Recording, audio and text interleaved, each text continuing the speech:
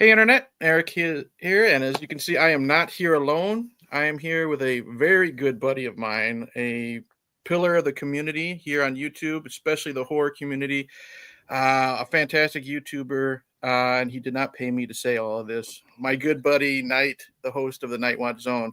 Thank you for being here, man, to help shoot the shit. 90 minutes, Yeah. couple hours, whatever you got. Yeah, man, absolutely. Look, man, we always have good discussions. So that's the easy part. And as soon as you said, "Hey, let's figure out a time," I looked at the schedule and you looked at yours and this is what we got. So it's gonna rock. Yeah.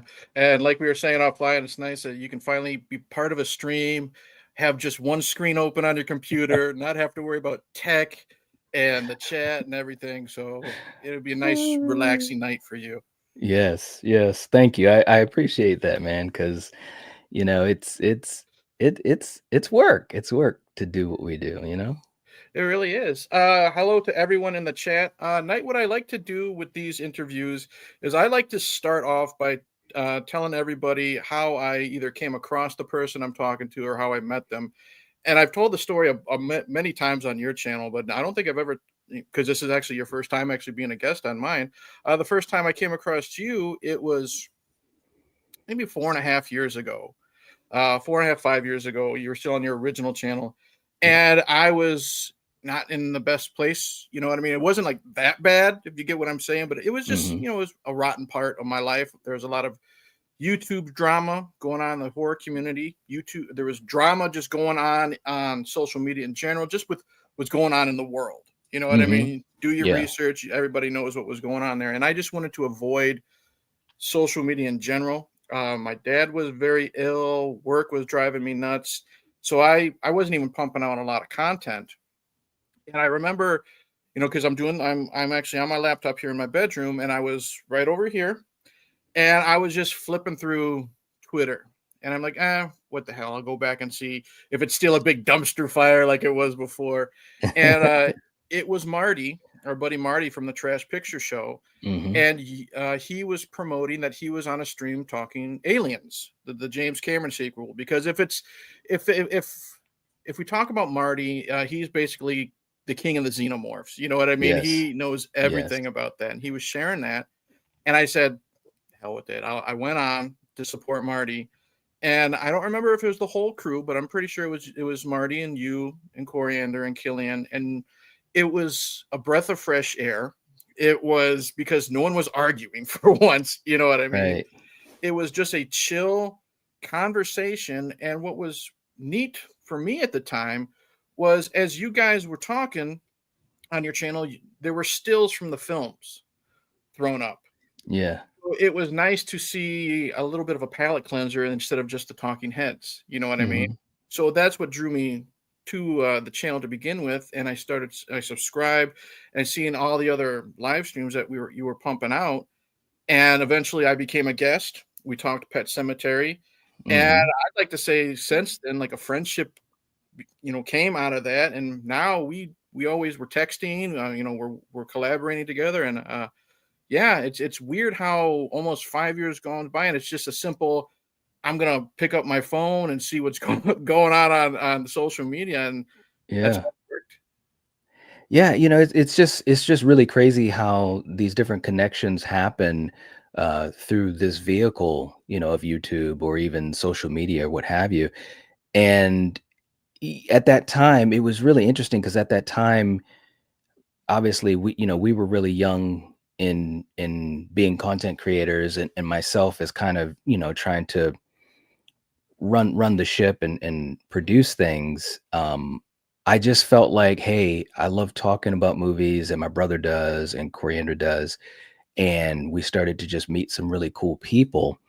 And and I've said this to you before, that kind of helped solidify my own thought about the direction I want it to go in, because Mhm. you never know if it's going to work. You never know if people are going to want to watch or want to hear you talk about things. But once we started to really get closer to this community, I like to Mhm. call it the old school crew, Mhm. Marty and Monty and Strange Monkey, Triv, Corey, all those guys. um once we started to really get close to everyone, and you as well, it was kind of like, yeah, this actually might work. And also Mhm. we're making some decent friends, some really good friends. So it was cool. It was really cool. Yeah, I think you said it once. You got the idea from Killian. It was during, I think, COVID, and you guys were just looking for something to do because nobody could do anything back then. You know what I mean? We could That's barely right. go outside to get our mail. That's And right. was it just one of those, "Hey, we like movies. You know tech. Let's try it" type of deals? Well, it was, again, it was around that time of the pandemic, and me and my brother, as you know, we live in two different time zones. Hmm. So, our connection at that point was through phone and also through, Zoom calls or what have you. Hmm. And we've loved movies since we were kids, man. Hmm. I'm almost 4 years older than him. Hmm. So once I got the movie bug, thanks to our parents, by the way, I brought him along too, and we've Hmm. always talked movies. Every time you guys see, as far as me and Kill have, that back and forth, this is basically what we've done since I was like 9 years old. You know what I'm Hmm. saying? Yeah. And so we weren't able to do a lot during the pandemic. And I said to him, I said, man, let's start meeting up and watching movies. So me and my brother and my two cousins, we would set up like a weekly watch party. And Okay. of course, we were watching all the classics, Predator and Rambo and Hmm. Terminator and Aliens and stuff like that. And my brother had a friend who was doing a podcast. Um, and he just kind of spoke highly of it. And every once in a while, I think my brother either guest starred on it or something like that. And it was just audio. Hmm. And just one day I said to him, I said, you know what, man, we're always talking movies. We can talk for hours. Why don't we put a channel together and we can talk with other people? Maybe we can find some other big movie geeks like us. And Hmm. at the time, with his job, he didn't have as much flexibility. Right. and and I think he also kind of saw the mountain in a way a little Hmm. bit. I don't want to put words into his mouth, but it felt like that. Sure. And he kind of said to me, he said, "Well, look, if you want to do it and you want to start a channel and you can put it all together," he says, "I'm down. I'll jump on anytime I can and blah blah blah." He says, "But it's up to you." I think I had a little bit more flexibility because I have my regular job and I also teach martial arts, but I think Hmm. my flexibility in life was a lot more than him. So I said, "All right, fine." And about a week later, I remember calling him up. I was like, "So you still want to do a YouTube channel with me?" And he's like, "Yeah, when?" I was like, "Dude, let's record something now." And he's like, "What?" And I said, "Yeah, let's." I had no, and by the way, I had no idea what I was doing. Oh, none of None. us do. None of us do. Some still don't. Like I, I've been doing this 10 years, and I'm yeah. still going by the seat of my pants. Yeah, yeah. I mean, and that's how it felt. I mean, I had watched YouTubers, and I Mhm. watched, and I've told you this before, watching Lee and those guys and Piz and all the OGs, especially of the horror community. Mhm. And so, anyways, we recorded like it was like a freaking 2 hour audio, and we were ranking the Terminator films. Okay. We were ranking. I still have the audio somewhere. It's horrible. The audio is horrible, but the Mhm. conversation was good. And Mhm. so that's the only thing I always held on to. I said, me and my brother, we can talk movies with anyone. You know what I Right. mean? That was the one thing that I always had the confidence in. Like the tech was pitiful, the audio didn't sound great, but the conversation was good. So, anyways, that was the bare bones of the beginning of it. And then I said to him, I said, well, instead of recording this stuff, because at the time I was using my phone. I used my Mhm. phone for like the first, I don't know, maybe 3 years of doing YouTube, Mhm. which was fine, but I wanted to have more flexibility. So I eventually went to a laptop. But I said to him, I said, well, instead of recording, let's just go live and we can talk to people live.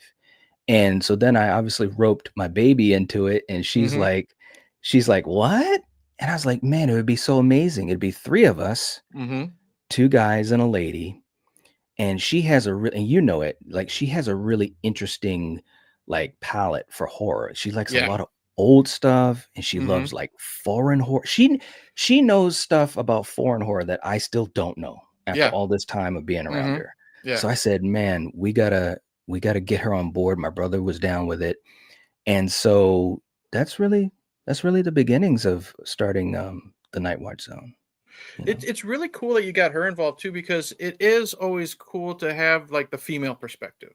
You know what I Absolutely. mean? Because I mean, it is a male dominated, app, for the most part. And it is every once in a while we'll have like the female guest. But what I Yes. like is that Coriander is she's there almost all the time. Mhm. And Yep. like you said, sometimes she throws you those curveballs, you know what I Yeah. mean? Which She adds to the conversation, and you don't know Yes. what tangent you'll go on. Um, Mhm. you're talking about you started on your phone, and Mhm. tech was awful.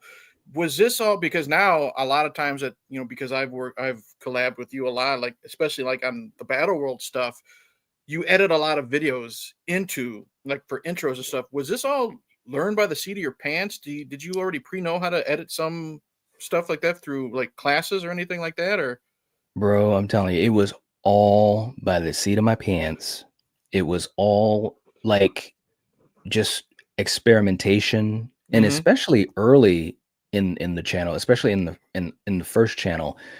And I'm not saying it was a mistake per se, um, but when we would do a stream, like mm-hmm, like when we talked whatever, even something like Pet Cemetery, like when we did that with you, sure, I would literally prep, like, with images and all that type of stuff, easily 4 hours.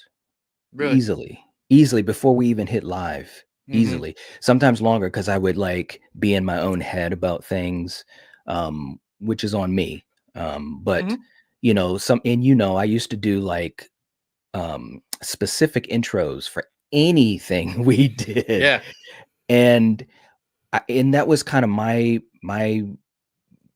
geekdom, inner geekdom, because I loved doing it, but I mm-hmm, realized that and a lot of people enjoyed it, and I know mm-hmm, that because they would say it. But I think that I put more credence into it than maybe shaving off some of that prep time, mm-hmm, for me, and to be, in a better mindset, so to speak, and focus on the actual stream. So mm-hmm, that's why maybe within the last, I don't even know now, maybe the last 3 years or whatever, I've really kind of phased that out to a mm-hmm, degree. I mean, Battle World, we had some fun right, intros that I put together, but I really, phased a lot of that out to help balance my time more, and I mm-hmm, had more time to do other things and plan other streams ahead of time. So, a lot of it was just, experimentation, and anytime I saw a cool trailer, a movie trailer, I'd say, "Man, I could do something like that," and I would mm-hmm, just practice it, and eventually got to the point where, I mean, early on, I think they were okay. I think I'm obviously much better at it now, mm-hmm, but, I used to love doing that, man, I'm telling you. I mean, I still do, but it was right. such a big part of what I did for a stream, you know? So, And the one thing is, it's tough because YouTube is real finicky with like the copyright stuff. yeah. Like, that's one thing I was gonna ask you is, like, lots of Mhm, times, like, I'll go back and rewatch your streams, like, mhm, getting ready for work and stuff like that, and, hey, it's Knight and Coriander and Killian talking about Rambo 4, and, "Hey, I mhm. got something to show you," and then it quickly cuts now to you guys talking again, so you had to remove that Yeah, from YouTube. Like, how frustrating would that be? Like you said, the prep time, hours editing just to be like, "Okay, well, you're yeah, demonetized for these exact 3 minutes, and it's during your right. intro." Yeah, it was really frustrating, because I think that to me, I think it added a little extra flavor, to the stream, especially for the hardcore movie fans of that particular, movie. Mhm, And to think that, to put that much time into it, and then to have to kind of let go of it. So, like I said, it was a conscious choice for me as well to say, you know what, I'm going to evolve, and, mhm, like we all have, you as well, it's like I started to streamline a lot of those things. And although mhm. and some of my, not, this is not a plug by the way, but some No, of go ahead, the dude. channel members and stuff like that, I've actually put those streams up with the old Good. footage and stuff like that, and Yeah. obviously I've done tons of tributes. I mean, we just did the Elm Street tribute last week, Hmm. but it's so fun to do it, man. Yeah. I'm just a geek like that, you know what Yeah. I mean? So. Well, yeah, I mean, we're movie lovers. It's like back when we were kids. You know what I mean? Yeah, We you and me are roughly the same age. We yeah, recorded our voices on our boombox, pretending like we were DJs and stuff like yep, that. We always wanted to get involved, and it's just that's been a right. lot of fun. Yeah. You mentioned that you got involved in movies, with your younger brother and with your parents. My mom was the one that introduced me to horror. Stephen King, The Exorcist, Mhm. all that. My dad was the sci-fi geek. You know, Mm, how mhm. was that with you? Was it just one day mom sits you down, say, "Hey, we're going to watch this specifically," or was it just happenstance? She's on the couch or dad's in the chair, and they're watching this, and you're just sitting down. And you guys started BSing in between the movies afterwards, or something like that. Well, I think it was a conscious thing that they did because the living room was kind of like the family room in a way. Hmm. So we always wanted to hang around dad or be around them when they were hanging around. They Hmm. sometimes they probably wanted more adult time, but Right. it got to the point where they would watch movies and kind of be like, and they were so good about, like, they knew what movies that we would be into. So, like, Hmm. and I can't remember specifically because I was even way too young for this, but watching things like Raiders of the Lost Ark, like Hmm. my mother, who's passed now, but Hmm. my mother loved Harrison Ford. So did my dad, but Hmm. you get what I'm saying. Yeah. And so when they watched Raiders of the Lost Ark, they made sure that we were watching it with them, and they loved Hmm. to rent movies. My mother worked at a hospital basically her whole career, and she had friends that would rent movies and kind of pass them on each other, and record copies of movies. So we always had movies in the house.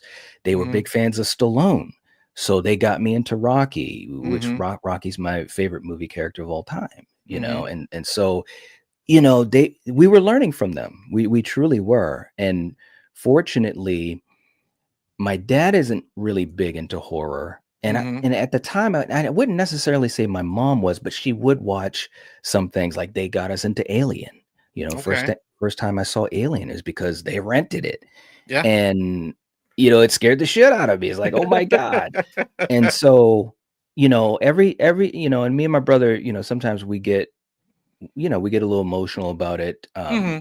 But it's so true that they really got us um, into movies. And I grew up in the city. I'm from Maryland. I grew up in the city. So sometimes I think whether it was a conscious choice or maybe it was the subconscious Hmm. working, I Yeah. think they were thinking, hey, we're going to spend time as a family. We're going to, enjoy movies with these kids. We're going to, do these types of things. And so it became um, a real big love for me and him. So it's like, doing YouTube or whatever, it almost just seems like it's just natural. I would have never guessed it. Hmm. I would have never thought we'd do something like it, but it just seems like it's such a natural step, for a Hmm. person that is such a big fan of movies. That's really interesting. You talking about how you're with your family, so you're watching Raiders of the Lost Ark, Yeah. you're watching Stallone and stuff like that, Yeah. and so your channel itself is mainly horror. Mhm. You also talk sci-fi, you also talk action occasionally and stuff like that. Mhm. Was Alien that stepping stone for Night? The you yourself personally, because if it's mostly Raiders and that type of stuff, how did you make that big jump to being such a big horror fan that you are now? Was Alien that kind of foot in the door? It might have been, that was definitely a big moment for sure. Because, like I said, we were pretty young, and my brother probably doesn't even remember it because I must have been, I don't know, I might have been 6 or 7. Hmm. It was right before I kind of found my footing, which of course I've told that story before. I probably will mention it again, but yeah, I think Alien was a big step. When we would spend time at my grandmother's house, which was usually a couple times a month, um, she would sometimes have the oldies on. So I remember seeing bits and pieces of Psycho and Night of the Mm-hmm. Living Dead and War of the Worlds and Nice. Invasion of the Bodies. You know, these 50s, Yeah. 50s and 60s movies.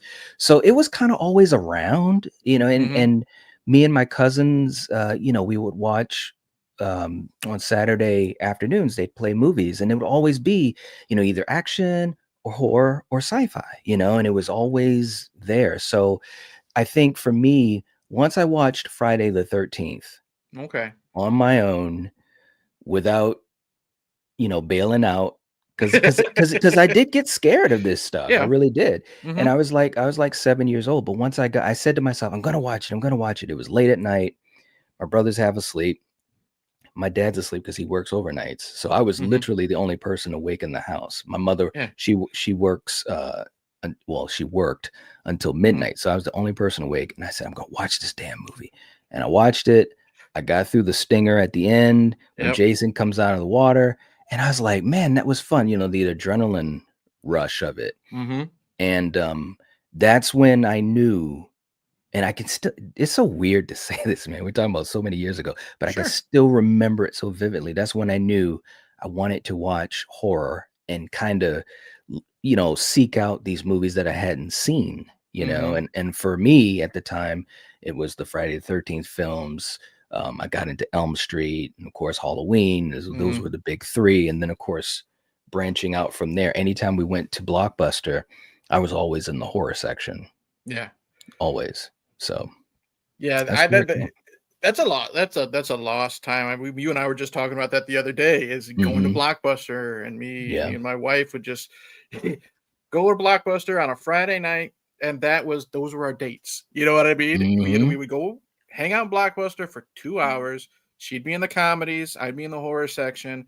And what drew you into the horror section were the box art. You know what I Yes. mean? The Yes. weirder, the bloodier, the scarier, the better. It didn't have to have any fucking thing to do with the movie, That's but you right. wanted to see it. You Yeah. know what I mean? Yeah. Do I Mhm. really want to see the deadly spawn? No. No. But those creatures look pretty fucking cool on the cover of that box. And then Yeah, you rent yeah. it and you realize I shouldn't have gone with the deadly spawn. You know what I That's mean? right. But and it's just a missed time. I spend my hour in the horror. My wife spends her hour in the comedy, and we end up renting Spaceballs for the 50th time. You know what I mean? Yep. That's But right. that's something we did every Friday. It's just something that it's sad that like my daughter and you're around her kids, they don't get to do that anymore. It's all just I know. sitting on your couch clicking a Yep. button. it's Yep. it's, it's totally different. Like even the lost thing of putting a VHS in the VCR, having to Mhm. push rewind before you can That's watch right. it again, stuff like that. It's just interesting how, because my daughter's going to be 13 next month, just the different Mhm. things that she is living through. And I was telling her the other day, you just get on your phone and you can watch YouTube right away. Me and you, Yep. 56K modem plugged into the phone jack. We want to download. I remember I want to download the trailer to Freddy versus Jason. It takes me That's three right. hours. Three That's hours. My right. brother picks up the phone at the end, and it's all ruined. It's all yep. I've been there. I've been there, man. It's different. It's so different because now I think part of what it is to me, and I say this to the kids all the time, you know, one is 16, just turned 16, and the other one is 12. So Hmm. I always say to them, you guys have lost the anticipation and the patience of it. Hmm. And even though it could be frustrating when we had to push rewind on that VCR, Hmm. it was a lot of anticipation and excitement that would build up. And I think Hmm. that it helped to augment the fun of it in a way. You know what I'm saying? Like Yeah. going to Blockbuster, it was like it was a treat, you know, Hmm. and my parents looked at it that way as well. They were like, "Okay, you guys, you know, you better be good or you're not going to be able to rent 3 movies. You're only going to rent one." And we'd be like, Yeah. me and my brother were like, "Oh, we got to be good."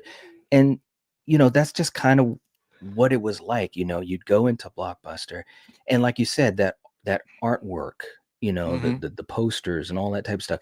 It was so intriguing and I miss that. Even you Hmm. know, even as a YouTuber right now, like you said, we've got everything at our fingertips. And yes, there is a convenience to that. And Hmm. sometimes it can be preferable, you know, like if I can't go to the theater because of work or whatever, well, I can still catch a movie, you know, whatever an amount of weeks later rather than a Hmm. year later when Yeah. I've forgotten about the movie, you know. Yeah.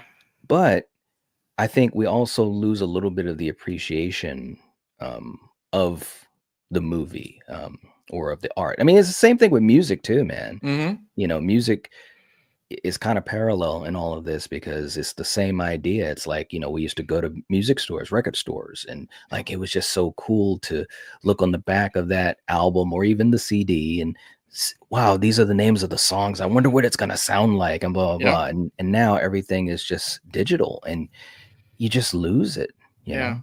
It's a lost art. It is. One thing I wanted to because YouTube is also is overall a fun place. You meet all these people, and Yeah. then you start these YouTube channels. Like I always say, I do it for the fun of it. I do it for the hobby, but I also do like to have it when my channel starts to grow. You know what I Yeah, mean? The views are coming in. The subscribers are coming in. of And one course. thing I wanted to actually talk to you about was you're technically on your second channel right now. And Yeah. what happened is when I first met you, you were really gaining momentum. You finally hit that 1,000 subscribers, hmm milestone, Yeah. and then just suddenly it was gone. Yeah. The Yeah. channel was because of YouTube Yep. just made the decision, and that's what I hate about YouTube is it's all automated. If Yeah. anyone It says is. you can contact them, that they're full of crap. You Yeah. can't. hmm And I remember I messaged Coriander at that time because you and I weren't very as close as we are now. And I'm Right.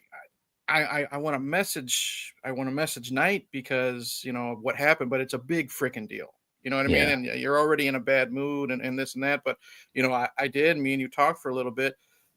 Was there any thought of just being like, you know what? It's not even worth it. All the time and Mhm. effort I put into it, well, most of my stuff is gone. Mhm. Why even do it? Or was it one of those things that you were just like, you know what? Screw it. I'm just going to get back on the horse right away. Was that a hard decision to make for you?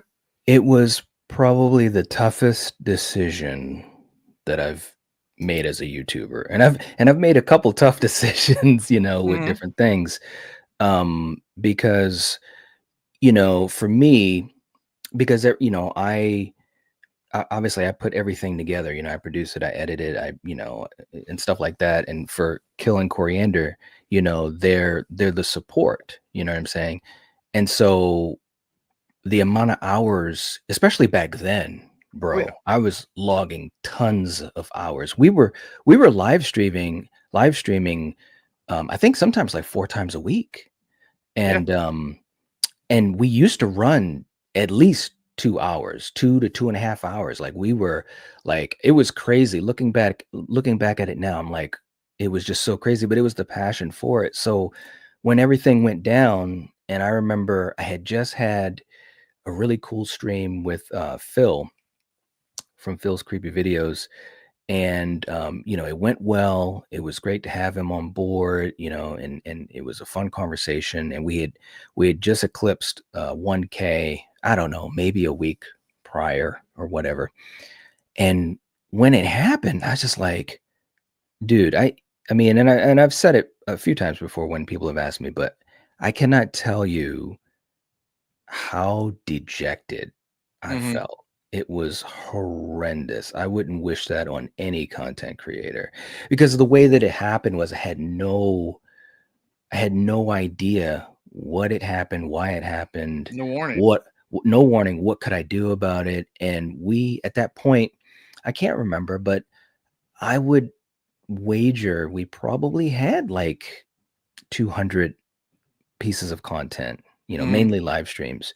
Um, and it was just gone. It was Yeah. absolutely gone. So that morning, I remember it was a Sunday morning. I got home from work. I had no idea that it even happened. And of course, getting home from work, you're already like, well, at least for me, I'm tired and I Hmm. sleep during the day. Yep. I couldn't sleep. It was horrible, man. I talked to Coriander. I don't even know. It was, you know, it was a long conversation and she was totally upset and not really. Here's the thing, and so is Kill. You know, I talked to Kill. Right. He's freaking out, but they were so. The thing that's so great about them, and you know, they always say family is amazing, but they just felt so bad for me. And Yeah. I'm like, well, this is, yeah, I'm the whatever, but this, you guys put time into this as well. So Hmm. anyways, yeah, it was horrible. And I just thought to myself, how often will someone get a chance to get to 1K, because for me, growing up as a YouTuber, Right. around you guys, you guys were like my support and my Hmm. mentors. And I was thinking, people don't get to 1K every day. No. So I really did. I thought about just throwing it off the cliff, and just being in people's chats and saying, "Hey guys, I Hmm. still love movies and this and that." I really did think about it. But then, and I remember saying to Corey, and we got off the phone, and I think I thought about it for maybe about a half hour. And then I said, man, no, no. And I called Coriander back. And whether it's a good thing or a bad thing, I'm kind of, I have maybe it's the martial artist in me, Hmm. I got this thing inside of me that it just, I don't like to give up, Right. unless I choose to, It's your terms. Yeah, and so I talked to her and I said, "Look, we can either just hang it up or maybe we can try again." And she said, Hmm. "Try again? What are you talking about?" She's like, "Everything's gone. We did so many great things." And I kid you not, I know this almost sounds like a freaking movie, and I No, go swear ahead, to dude. God, this is so true. Like, she could tell you this story, but I said to her, I said, "Well, maybe we can do it better this time." Because I started to think about all the things that we did that I wish I could have done better. Hmm. Some of the things I had learned that I wish I knew back then. I said, "We could do it better." And Hmm. she said, "You think?" And I'm and I'm like, "I know we can. I know we can." And so it was like in that moment, right before I called her, and in that moment of me talking with her, that I knew. I said, "No, we're not gonna just give up. Not like that anyways." And so that's, like I said, I think it's just that drive inside, and I always kind of mention this, but it's almost like that Rocky mentality. Hmm. You know what I'm saying? Just, you want to make it to the end of the match, Yeah. and so Just that's go the kind of what I'm distance. just Yeah. go to distance. That's all I want to do. I never said to myself, okay, well, we're gonna whatever, we're gonna be this or that. I just wanted to be able Hmm. to do a channel and to have fun. Number one, have fun, Hmm. and to really have these conversations, and hopefully other people can enjoy them. That's all it's ever been about. So yeah, it was a tough day, but I kid you not, it sounds ridiculous, but by the time I got off the phone with her, I felt all right. Hmm. We had no channel, no content, no Hmm. game plan, but I said, yeah, we're gonna be all right. And so we we went and climbed the mountain again Yeah. and kept punching. Yeah. Well, that's one thing that, because you always tell, this is, kind of piggyback on that. You always tell me how humble I am. You know what I mean? And, I'm more well liked in the community and better content than I realize or give myself credit for. I mean, you're the Absolutely. same way. You and I are very similar in a lot of ways, and you're very humble Mhm. yourself. I just want to know how did you personally feel? Because once your channel was gone, this Mm, community actually came together, and there was a lot of personal, like, reinstate Nightwatch Zone yeah. videos. Was that part of the motivation as well? I mean, how did that feel just to see this, this little bit of an army, you know what I mean, for Yeah. to a lesser extent? Because there's a lot of people, just, some videos were not so nice. Mine wasn't very nice, kind of bashing YouTube. But then Yeah. there were just some that were just, talking about how great you were and how unfair it was. I mean, how did that kind of make you feel? Did that kind of light the fire under your butt, just to get back in there as well?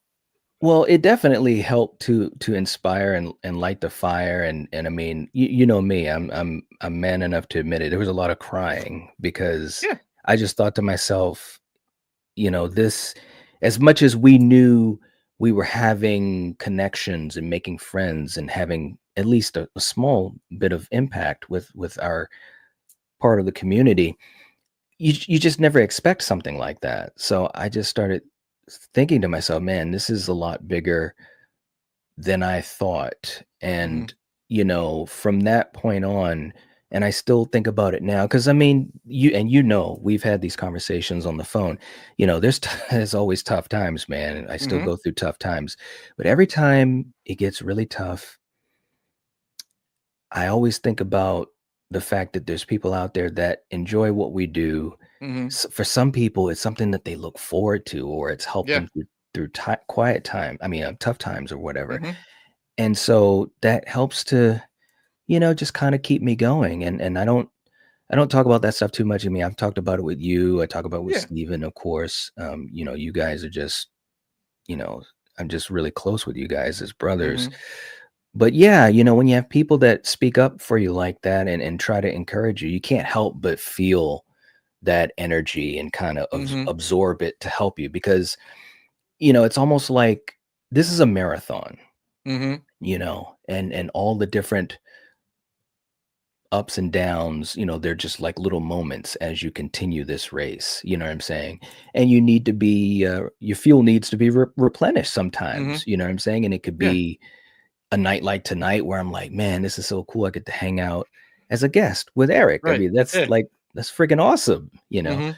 So yeah, but having those voices in the back of my head, especially back then, it helped. It truly did. And I can't tell you how many times um, I thanked people, and Mhm. sometimes felt like a thank you was nowhere near enough. I remember the first stream we came back, and of course, I did one.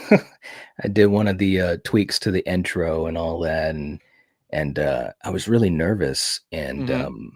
I just remember saying to people, just thank you so much for the support and the friendship. So it was a big moment, but I think, I don't know, it sounds weird or cliche, but I think if we didn't go through that, maybe we wouldn't be in the position that we're in now. Not so much with Mhm. the channel itself, but our perspective, Mhm. and the way that I approach doing it. So yeah, it was a really interesting time. It really was. So here's basically the timeline. You and Kill, you start out, yeah, in your words, not very good on your Yeah, phone, yeah. awful audio. You guys are picking up steam. You bring Coriander in. You're creating this little Nightwatch Zone community, because a lot of the Mm, times and me as a when I live stream, a lot of it's the regulars. You know what I mean? You mhm, know who you can guarantee is going to comment on the video or be in the live chat. You know what I mean? mhm, You hit that 1K, it's gone. The whole channel's mhm. gone. You have to start from scratch. And now, you son of a bitch, now look at you. You're like 32K. Is that like the cherry on the Sunday? Kind of like that extra smirk on your face, like you almost gave it up, and Yeah, now look at you. It's like if that didn't happen, you might not be where you are. And when you came back, it started off very slow, yeah, but once you hit that mountain, you climb that mountain, it was all, and I don't mean it in negative, but it was like downhill. Like you're climbing that mountain, and finally when you're running downhill, you're picking up that speed, like that snowball, you know what I mean? And you yeah, were growing faster and faster and faster, and now you're at yeah. 32K. Is that kind of like your vindication with that whole incident maybe? Well, yeah, I don't, I'll say this. On the first channel, that's maybe the way I would have looked at it. Okay. But after losing a channel and understanding how it could go, I could lose it right now, it could be gone. You know what I'm Mhm. saying? So Yeah. I don't think vindication was the way I looked at it, but I did feel a sense of, okay, no matter what, I know that I can run a YouTube channel, Mhm. and that there'll at least be a couple folks that'll enjoy it. You know what I'm saying? Mhm. Like, I didn't know that with the first channel. And even with this channel starting out, like, I believed it, but you don't Mhm. know it until it starts to happen, Right. and we really did have to, we grinded, for a little while when we Mhm. first came back. So I try to take it in stride, because at the end of the day, the subs don't really matter. I mean, Mhm. it's a nice little, um, it's like a notch you put in the wall, like when you're Mhm. marking your height as a Yeah. kid, Yeah. and you look back at it every once in a while. But it really that part doesn't really matter to me like it did Mm-hmm. back then. Now it's really about just trying to do some good content, trying to do the stuff we like, trying to do different things. Like that's always been and you know this as well as anyone, that was always a big thing to me, is to just try to do something that other people aren't doing, or at least Mm-hmm. not doing it the same way, Right. you know? And so for me now, that's what it's all about, when we do things like a battle world, or when I do things like the Why You Hate, or Mm-hmm. some of these other things, the games that we play, a lot of Mm-hmm. these things. I mean, I kid you not, I'll sit down and just, you know, brainstorm on it for a couple hours, Mm-hmm.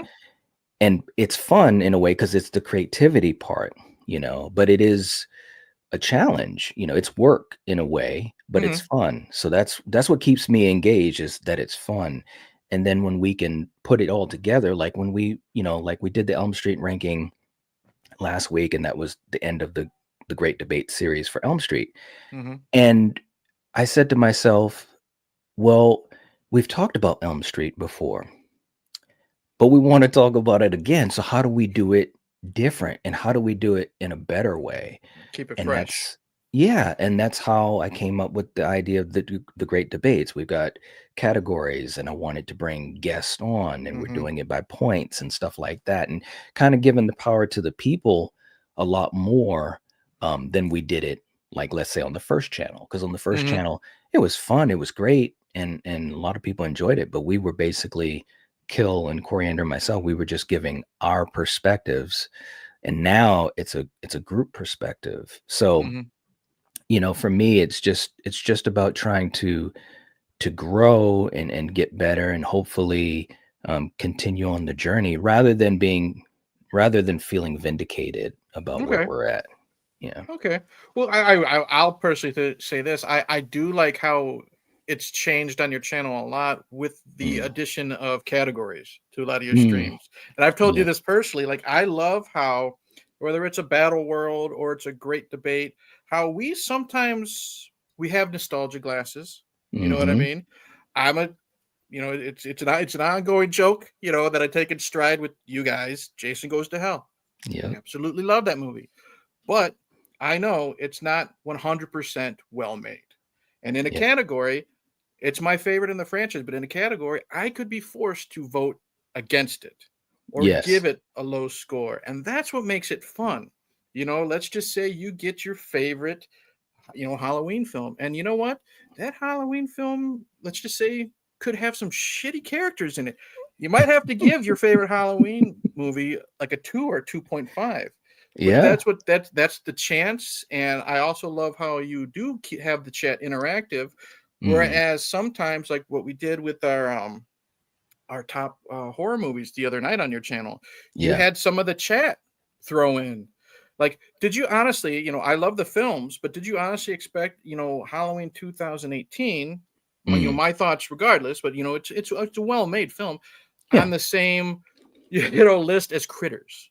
You know Right. what I mean? Right. Hmm. And that's the spontaneity that makes it Hmm. fun, that keeps it Yeah. fresh and stuff like that. And I that's again, like I said, that's a welcome addition as a viewer and as a participator on your channel that I hope you keep going with. Yeah, and I love hearing that, and I've had a lot of people say that they enjoy it, and I've had some people say, "Well, how did you think of that?" And I'm like, "I don't know.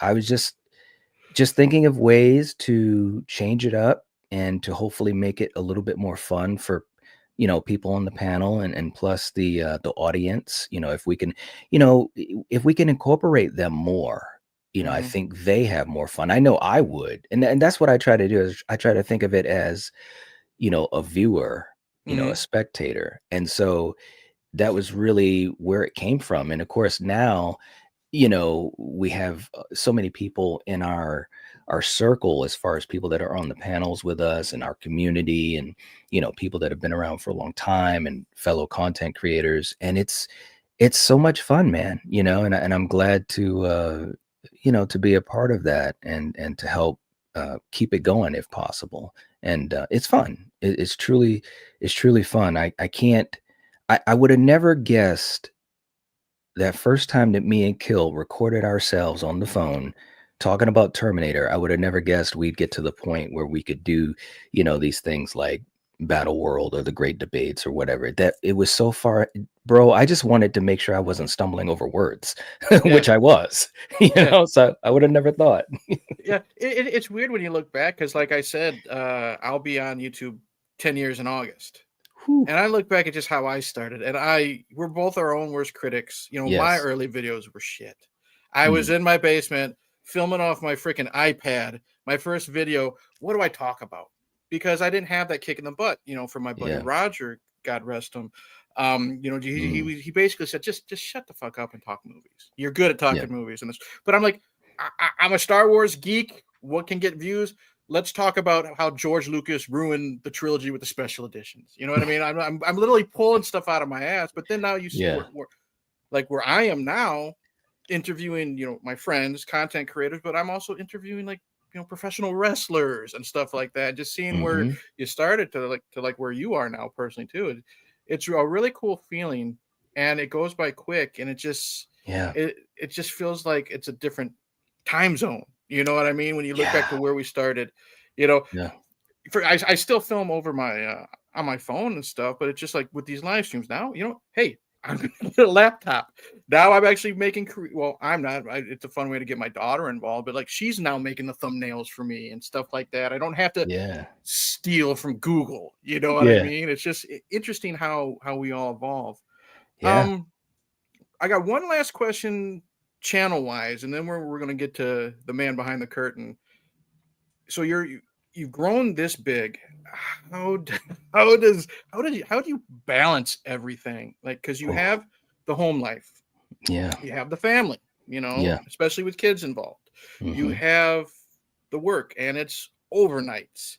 Yeah. You have to prep for the channel. You have to, because, and like you, unless it's something that you've seen 200 times, and usually you'll still rewatch the same Yes. movie that like the back of your hand. You got to add in at least 90 minutes to sometimes 3 hours, because I know sometimes you like to watch the movie twice. Hmm. How do you balance everything and not get burnt out? Not go from making this a fun hobby and being like, hey, I'm going to talk movies with my friends, to like, Mm. it's now a chore and I don't want to do it anymore. Because I go through that Well, myself. You know what I mean? There are times when I'll go to like 2 weeks without even throwing up a video, because yeah. I don't want it to become a chore. Right. Right. How are you able to balance everything, especially with like the different schedule with the family, an overnight job, but then Mm. having the content at a time when most people are eating dinner. You got to get ready to rush Mm. out the door to work. You know what I mean? Yeah. Well, I will say I think part of it is my personality. Just to be, and again, it's probably the martial artist in me. As far Mm-hmm. as I just have a schedule, and I try to stick to it. And I'm also very lucky though, because even though working overnights is hell, and who knows, it's probably taking some years off my life, but it does give me a different type of um opening for time in a way, because there's sometimes I'm doing editing or whatever in the middle of the night, because I have that opportunity if it's slow at work, which sometimes it might be. But a lot of credit I have to give to Coriander, because like even tonight, she's out with the girls Mm-hmm. and getting groceries and whatever at Walmart. And I said to her, I said, well, and she knows this, but I said, I just want to thank you, because like Mm-hmm. she helps out to balance out things like that, because she's like, well, we're going to give you the house and you can have some fun with Eric and so forth. And so I have to give her a lot of credit. Mm-hmm. The kids, kids are kids, that. Yep. And there was a time where it was really tough to juggle, because they want to go outside and play basketball with me, or Yep. they want to watch a movie or do this or do Mm-hmm. that. And it's like, oh, I got to do a stream. And oh, really? And Yeah. so there were times when I had to, kind of go back and forth and, change up some plans for the channel, and sometimes, Mhm. see the long faces, in the moment, and then try to Yeah. make it up later. Mhm. So, but I give a lot of credit to Coriander, and the kids are really great. And I think just trying to plan out. I'm a planner, you know what I'm Mhm. saying? And so I already know, like, and you know this, like, I've always had set days that I stream, and every once in a Mhm. while, I might throw in a surprise stream here and there, but Right. it's always been certain days. So I already kind of know what my open slot is. And then Mhm. it's just a question of, am I going to stream or not? And usually I try to put a stream up at least a day, or sometimes maybe up to a week ahead of time.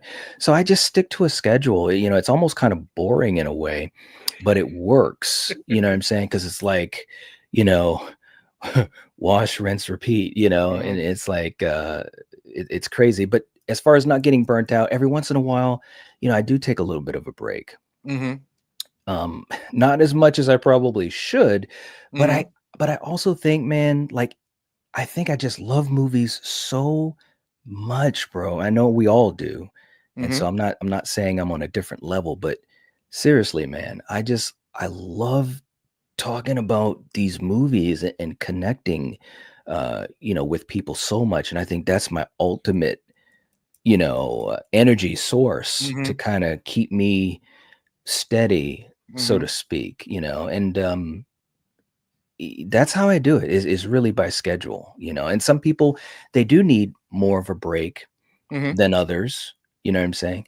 But for me, this rhythm I'm in right now, it works, it Mhm. works. And I've, and truth be told, like I said, we used to stream 4 times a week, Mhm. 2 hours to 2.5 hours. And I said, nope, we're going to cut that back. And I Mhm. remember, I don't know, maybe about 3 years ago, maybe. And I told, Kill and Coriander, said, we're going to cut it down to, 45 minutes to Mhm. maybe an hour and a half. And we'll only stream 2 or maybe 3 times a week. And I also told them, I said, if you guys need to take the time off, or if you got other things going, just do your thing. I'll Mhm. I'll figure it out. Cause I also wanted to watch out for them, Mhm. probably more so than myself, to be quite honest. And so, if you can see it in the content, I started to get to the point where I was doing more uploads. Like, at one point, I was live streaming easily 90% of the Yeah. channel to maybe 10% uploads. Now I think it's, if it's not 50-50, it might be 60% uploads to live streams. Mhm. It's close. It's kind of toggled a little bit back and forth.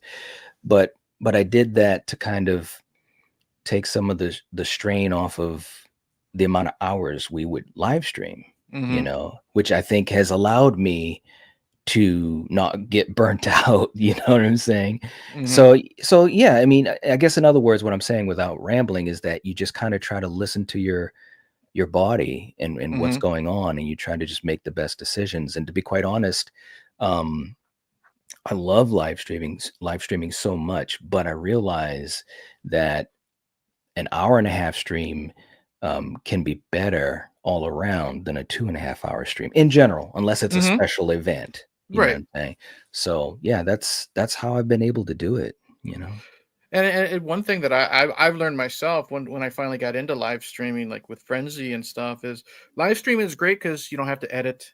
You know what I Right. mean? It's Hmm. there. It uploads automatically. You don't have to worry 9 times out of 10 that, oh, we're stuck at 99% processing for 2 days or any of that bullshit. Yes. But it's also nice when you don't live stream that you can put it up at your leisure. That's right. You know what I mean? That's right. And if you want to, and I've learned because this past year I've gotten into shorts. You know what I mean? I don't want Yeah. to do a 11, 15-minute video discussing something. I can throw in a short, be like, hey, this is going on in the world today. Here's 30 seconds to 3 minutes of me talking about it, so I can still keep involved with the community type of thing. Yes. Yep. And Absolutely. I, I haven't been ignoring the chat. I've been, telling people that I'm just having fun with the conversation. But I want to bring this one up. Shout out to everybody. I'm not going to name names Yes. because I will forget somebody, and then I'll feel like the asshole when we're done. But I want to give a shout out to Mr. Dan. Mr. Dan in horror, because I just found this out recently, and he just typed it in chat myself, and I felt kind of humble when he said it.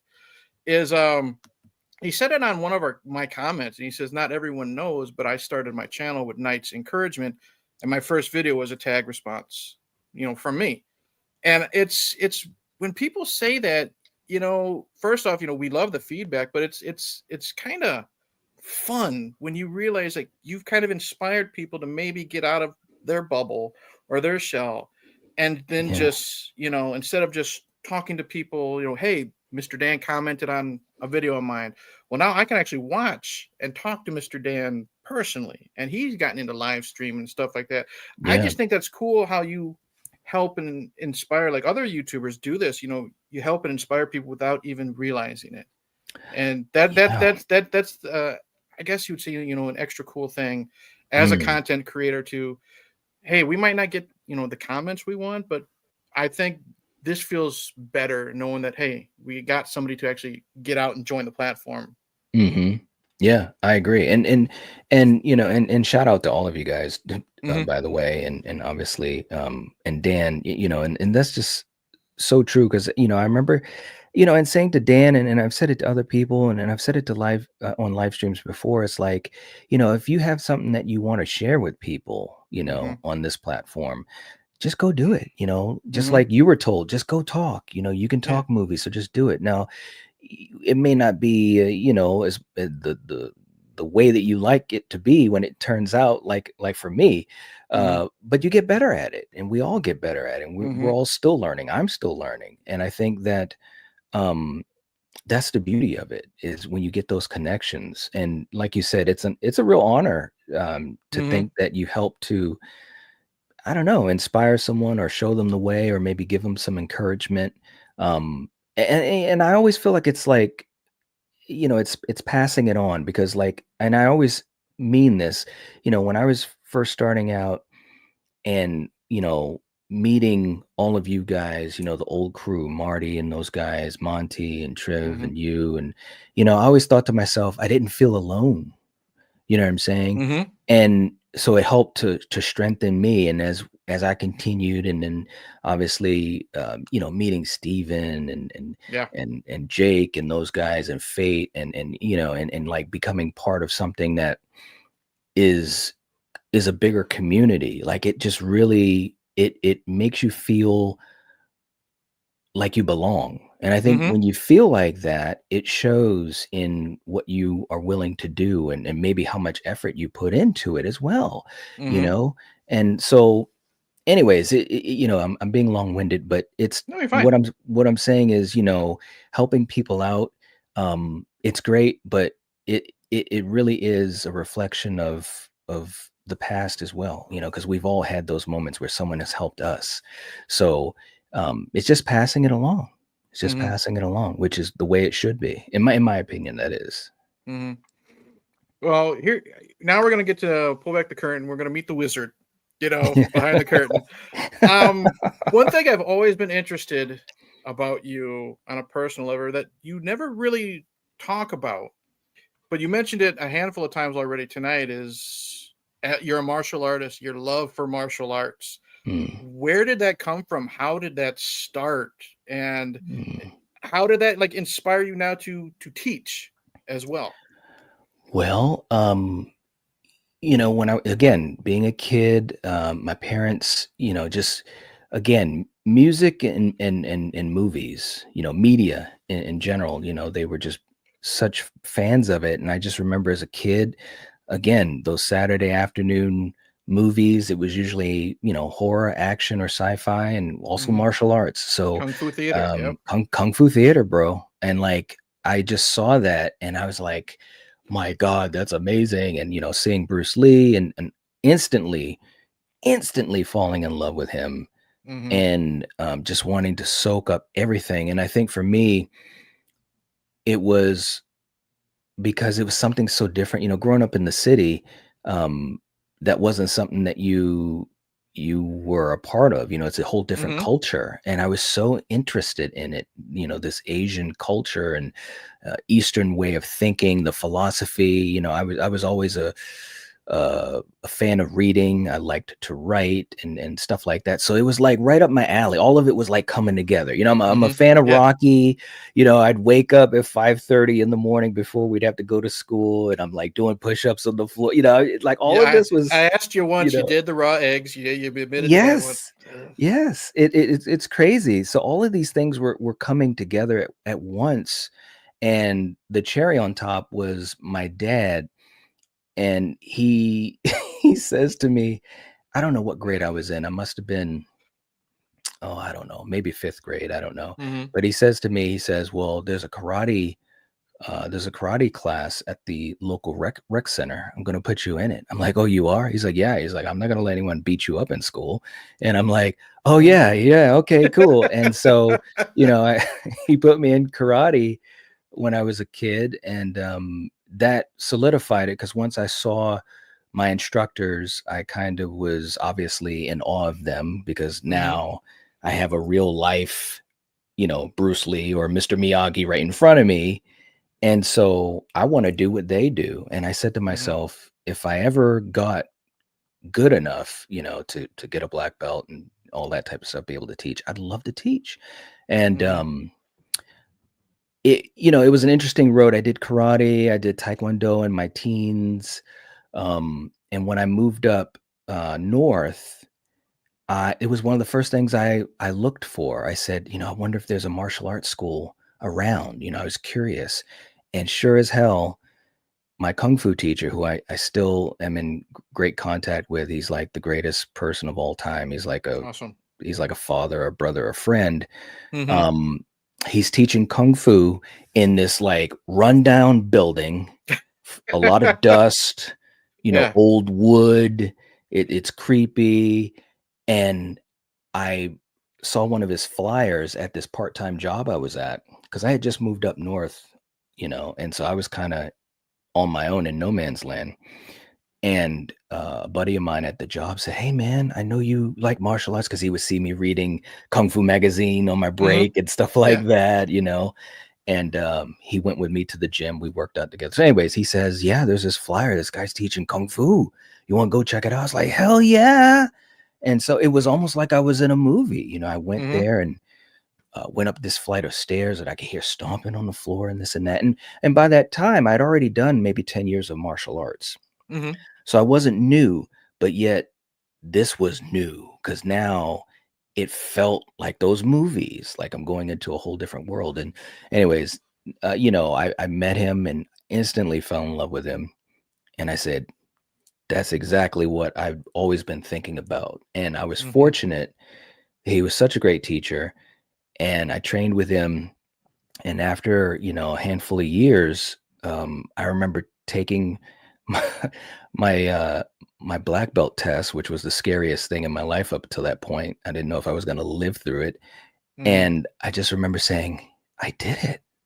I did it." It was like it was Hmm. cr I mean, it sounds so cliche, but, like, in my mind, my perspective of it in that Hmm. moment in the journey, it was like that, and it was a life, changing thing, and then, interestingly enough, I then moved, Hmm. across state, maybe about 2 hours away from him, and he says he really did say it, he's like, "Pass on the teaching," and I was like, That's "I cool. will, I will," and, you know, it's been, oh, bro, I'm telling you, man, you think I can talk movies. I Yeah. mean, that whole experience of teaching and meeting people, you know, little kids, 5 years old, senior citizens, doing seminars and stuff like that. It's just Hmm. been it's I honestly believe that was a huge thing that allowed me, you know, to maybe stay on the straight and narrow through Hmm. YouTube because there's so many ups and downs, you Hmm. know, and I think that I was able to use you know, that martial arts perspective to help me with my focus and stuff like that. The So, discipline to keep you focused. absolutely. Yeah. Yeah. Yeah. And one thing is, you said it sounds like a cliche. Well, cliches come from somewhere, dude. You know what I That's mean? true. You know what I mean? That's true. Okay, now we're gonna get a little fun. We're gonna stay with martial arts. Okay. Now, what were you more of a fan of? Were you a fan of Chuck Norris, the silent type? Were you more of a fan of Bruce Lee, the loud, but he could still I don't want to say over the top, but he had his over the top movements like he's on Yeah. stage. You know what I mean? Yeah. Or were you more of a fan of Jackie Chan, who's Buster Keaton, the comedic, I don't want to fight you, I want to try to get away, but I'll have to Yeah. beat you up if I have to. Were you more of a fan of those three? Which one would you say? Well, What's your I mean, pick? if I had to pick one, I'm picking Bruce every day, all Okay. day. It's got to be Bruce. He was the one that got me into it. And I've told this story, when we've talked about things like The Crow. Like I almost got so attached to Brandon through, because he was Bruce's son. You know what I'm saying? So it's like I was Mm-hmm. always, a step away from Bruce. Mm-hmm. Um, but early on, my dad loved Chuck Norris, so we always Mine watched too. Chuck. Yeah, we always watched Chuck, Eastwood, Stallone, Arnold, all those guys, Lee Marvin, all of them. And so I loved Chuck as well, but I was always a Bruce guy. And as I grew up and grew as a martial artist, you learn more about things, just like with Mm-hmm. movies. So I would, find all these actors from the East that maybe didn't have the fame that Bruce got, Mm-hmm. in the 60s and 70s. And so of course I remember vividly stumbling upon Jackie Chan. I had a couple of buddies in school who, they'd find these black market, you know, uh kung fu movies, and we'd Yep. watch them, and I'm like, who's this guy? That's Jackie Chan. I'm like, this guy's friggin' awesome. Yeah. He's doing all these weird movements, and he's funny, and it's crazy over the top. And so I was a huge Jackie Chan fan. I mean, still am. Right. And so, I think, in other words, I went through different phases, but ultimately when it comes right down to it, no one tops Bruce, because Bruce. just the impact, Mm-hmm.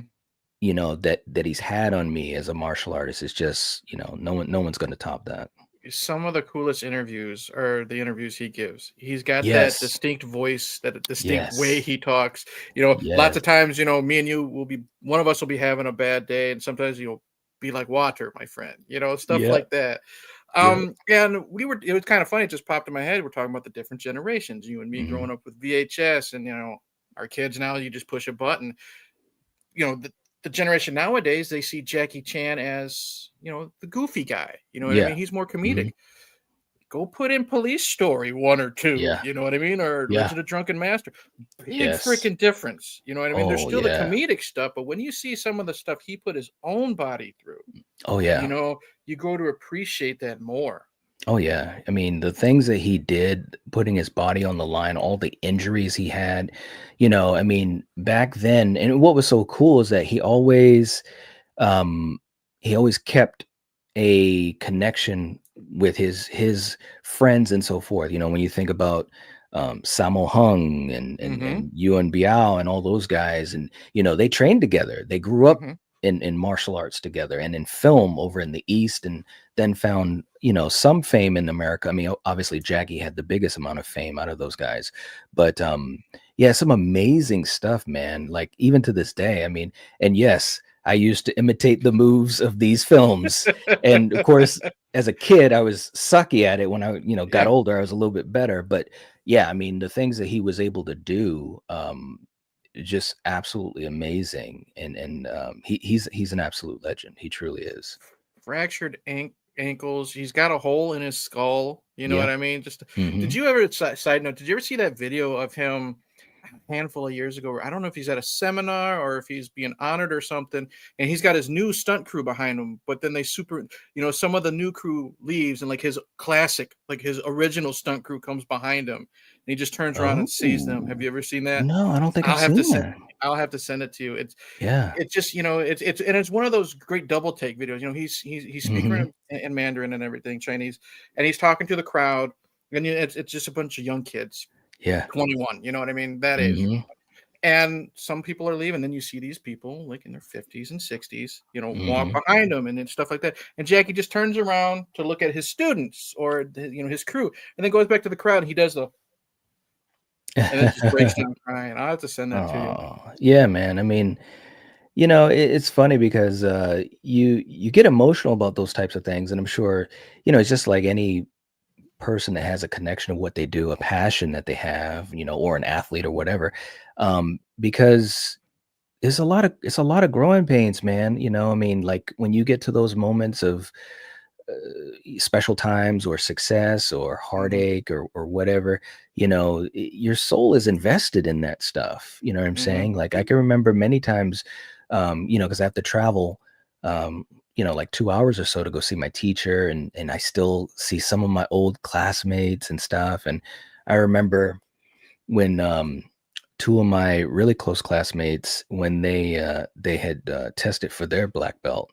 And Hmm. so Mike, my teacher Mike, he called me up and he said, I can't do this if you can't make it. I want to make sure your schedule is clear so you can be here, because at that Hmm. point I was his only black belt student.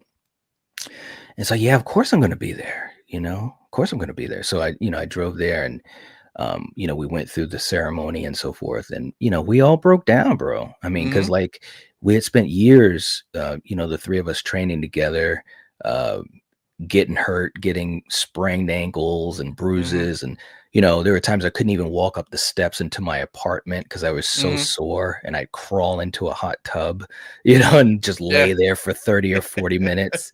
And so, you get attached to it. So, yeah, I can only imagine how Jackie, Yeah. feels with the career that he's had, and those Hmm. people that were there to help him and support him. It is beautiful.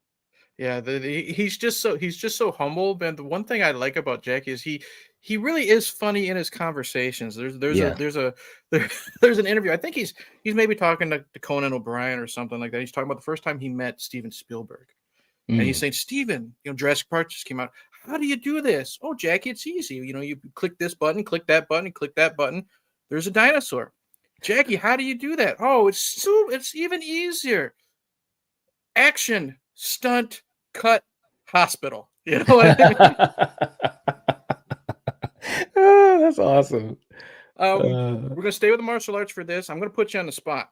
Okay, okay. you're talking about some of the martial artists that maybe didn't get the notoriety Mm, as like a Bruce Lee or a Chuck, Jackie, to a lesser extent in his heyday, Steven Seagal, who Van yeah, Damme, give credit where credit's due. that's I'm gonna right. give you six names. Okay, Okay. one, two, three, four. I'll give you six names. No favoritism. Okay, based and we're not talking about the the quality of their films. Hmm. Based on what you've seen them do on screen and what you that they can do, I would like you to rank these and just you as a martial artist, what you personally think. It could change tomorrow. Hmm. Okay, so I'm going to give you Sonny Chiba because I'm thinking of names people don't talk about. No one talks. I hate to say it. No one talks about Sonny Chiba. You know what I Right. mean? So we Hmm. got Sonny Chiba. We got Michael Jai White. Mm, We got Scott Atkins. mm, Sho Kasugi, who I'm just now getting into. yeah. Your girl, Cynthia Rothrock. Ooh. Hmm. And my personal favorite, Tony Jaa. Yeah. Oh man. Okay, get those gears Ooh. going. And who now we're going from 6 to 1. And like I Okay. said, it can change tomorrow. Okay. Now, So there's so no we're there's no commitment. so we're talking about, out of these folks, how I would rank them skill wise. Skill wise, from what you've Okay. seen on film, whether it's Hmm. in the movies, Yep. and it's them, no stunt doubles, or Hmm. because for example, Michael Jai White, he has training videos all the time. Right. Yeah. So Yeah. yeah, Yep. based on that alone, as a martial Okay. artist, what do you think? I would say, this is tough, man. I know. Okay. Now I would say Sonny might be in sixth place. Okay. And the reason I'm saying that is because I know at least three of the people I'm putting ahead. I know they have extensive, like real world training, fighting, sport Hmm. fighting, of course. And I don't think he had that, and I could be wrong. Hmm. But just based upon what I at least think I know, and plus Hmm. taking account movies as well. So I think I put Sonny in last place, but I love Sonny. Right. Um, I would go. Ooh, God, this is tough, man. I think, Hmm. and I love Tony Jaa. Okay. There was a time my students took me to go see a Tony Jaa movie, which was Hmm. such a beautiful thing, because Mhm.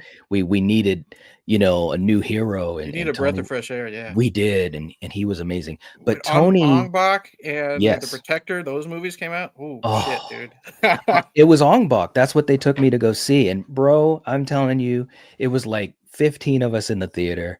It was Mhm. amazing. But I think I put Tony Jaa next Okay. because although he's fantastic in his films, like, so Mhm. if it was just by what we see on the film, he Correct. could maybe be number one or at least maybe number two. But as far as I know, he wasn't doing any sport fighting and stuff Mhm. like that. He's got a great acrobatic background, but of Yes. course, acrobatics don't really mean a lot in real world fighting. Mhm. It looks great, Yeah. right? But it doesn't really mean a lot in a street fight. So I I put want I wanna Tony in number five. I wanna give him a shout out because I was so happy to see that. Say what you want about the film, that he got a spot in Expendables 4. You know what I mean? Yes, Who thought of yes. Tony Jaa? So Right? that was cool. Yeah, yeah, Yeah. absolutely. Okay. So I put Tony at 5. I'd probably go with Show at 4. Mhm. I'd Okay. probably go with Show at 4. Um, and I know he did some training and stuff like that, so I wanna at least give respect. Other than that, I'm not too sure about real world stuff. Of course, on film, he was fantastic. So I'll go with Show at 4, and then at 3, this is where it gets tough. So Mhm. We've we've got got Cynthia, Scott, and, Michael Jai Michael. White. I think I would go s this is tough. I think I'd go with Scott next. This is all tough. Okay. I think I'll go with Scott in 3, and I love Scott Atkins, Mhm. I wish, he's kinda at that level where it's like he's almost, like, able to He really, be a you leading know man. He really Yeah, can in a martial yeah. arts film. I love his films, the ninja films. Like, I can watch those all day. Ninja and Mhm. Ninja 2, I think it's Shadow of a Tear or something like that. Mhm. Anyways, he's fantastic. But I'll put him in 3, Mhm. and then I'm gonna go with Michael in 2, and Cynthia's gotta be number 1. Cynthia Okay. Rothrock is number 1 because I've seen so I've seen so much of her Mhm. training. She fought, she really was in there. She When she was doing her films in the 80s, she went over to the East. And of course, being, an American, you can only imagine what she had to go through. Oh, yeah. You know what I'm saying? And she just dug her heels in and said, "You know what? I'm gonna make a career out of this." And she overcame so many obstacles, and I have so much respect for her. Mhm. But she did real fighting. She was so, and I mean, she still is amazing, but her skill set is so Mhm. amazing and crisp. I mean, so is Michael's. All of them are, but Yeah. Michael's really good too. I mean, Michael could be number one. Mhm. Um, but I think I would put Cynthia as far as, at least out of these six. I think she's had the most experience, like in real world, fighting and competition and stuff Mhm. like that. And I hold that in high regard, man, because Yeah. anytime I've done competition, I don't care how good you are, you always have this thing inside of you, like this. It's not even just nervousness, it's just like Mhm. this thing that you have to overcome. And she was able to do that. So Yeah. I know Michael competed as well. I don't know how much. I mean, Mhm. like I said, I could switch spots, but Oh, yeah. bottom line, I have a lot of respect for all of them. But Cynthia Rothrock, man, is like, whew, man, growing up, whew, Yeah, man. and one thing about it, it's great. Like I would go. I'm really starting to get into Cynthia stuff more because Mm, I'm late in the game when it comes to her stuff. Like I said with Tony, with Show. Like I hmm. love Show's Ninja trilogy. You know what I mean? Yes, Black Eagle was great. You know yes. what I mean? Hmm. It was cool seeing a female kick some ass. Other Oh than yeah. Michelle Yeoh, can you really think of another female martial artist that can do it like consistently with films and make it No, look good? And no. brutal at the same time? Yeah, we just never really had that, from a lot, and and they were great, female martial artists, and and there's some that are sprinkled here and there, and they're legends in their own right. But at the Mhm. level that Cynthia and Michelle were putting out movies and content and being Mhm. visible, Yeah. to the fans, there was really no one else, other than them. You know what I mean? Mhm. Yeah. Yeah, it's cool. Um, One thing that you have done on this channel, you've also, or on your channel, excuse me, you've also occasionally gotten into interviewing as Mm. well. Mhm. And I've got written down it's mainly in the horror community. It's Lisa Wilcox, James Jude Courtney. Let's see, I've Mm. got Deborah Sue Voorhees, Kelly Maroney, Catherine Mary Stewart, all those great gets. Now, Yeah. I'm going to give you two choices. You can pick one Mhm. person who is still alive and one person who has passed on.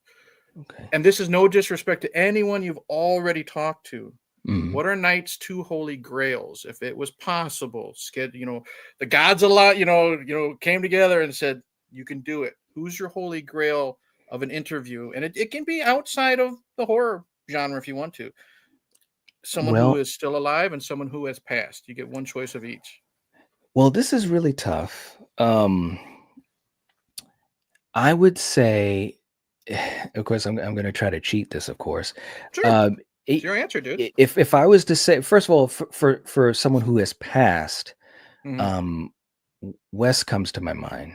Wes Okay. Craven comes to my mind, and I'm gonna Hmm. tell you why. He was amazing, and Such a talker. He's and so good. yes, and that's why. Yeah. That's why, because I would learn so much from him.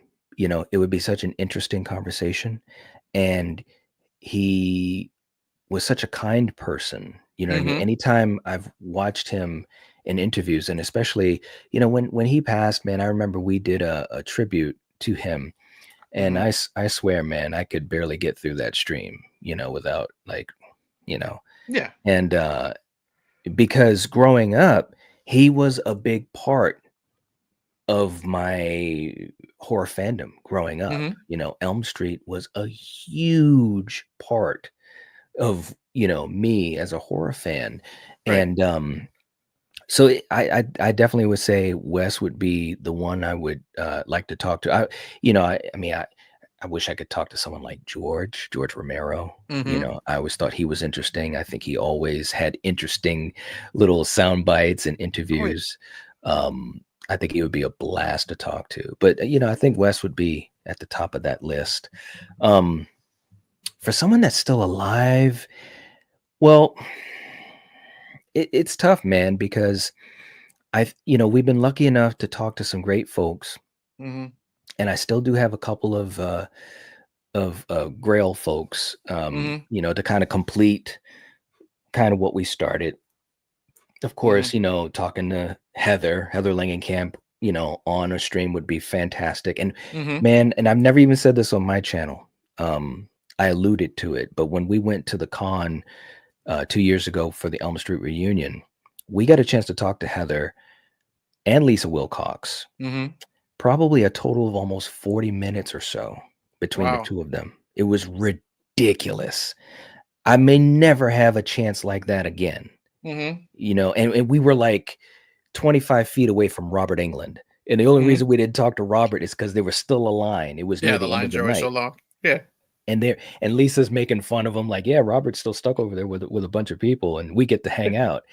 And I remember talking to Lisa, and I you sometimes you just I felt stupid, but I said, I'm not gonna know unless I try. So I just told her, I said, if we ever got a chance to interview, it'd be fantastic. And I said to her, I know you've heard that 1,000 times, Hmm. maybe a million, but I just wanted to say it to you respectfully. And it was great because she was talking very candidly to us. Hmm.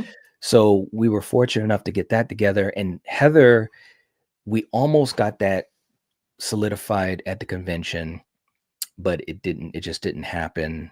And I Hmm. was Yeah. heartbroken, man. I'm Yeah. still gonna try, but Yeah. Heather would be great. Hmm. I love Amy Steele. Yeah. That would be my left field, Hmm. like I'm gonna melt as I'm talking type of thing. Um, if we ever could get someone like Robert on, that would just be Hmm. bonkers, banana Yeah. pancakes, crazy. Yeah. So yeah, those those are my multiple answers. No, hey, that's cool. But see, that's one thing. Like what you did with Lisa and Heather is you never know. Worst thing Yeah. they can say is no, not interested. Yeah, I mean, just like That. with James, we had no Hmm. if someone had told me, and Halloween was still, Ends had just come out, Hmm.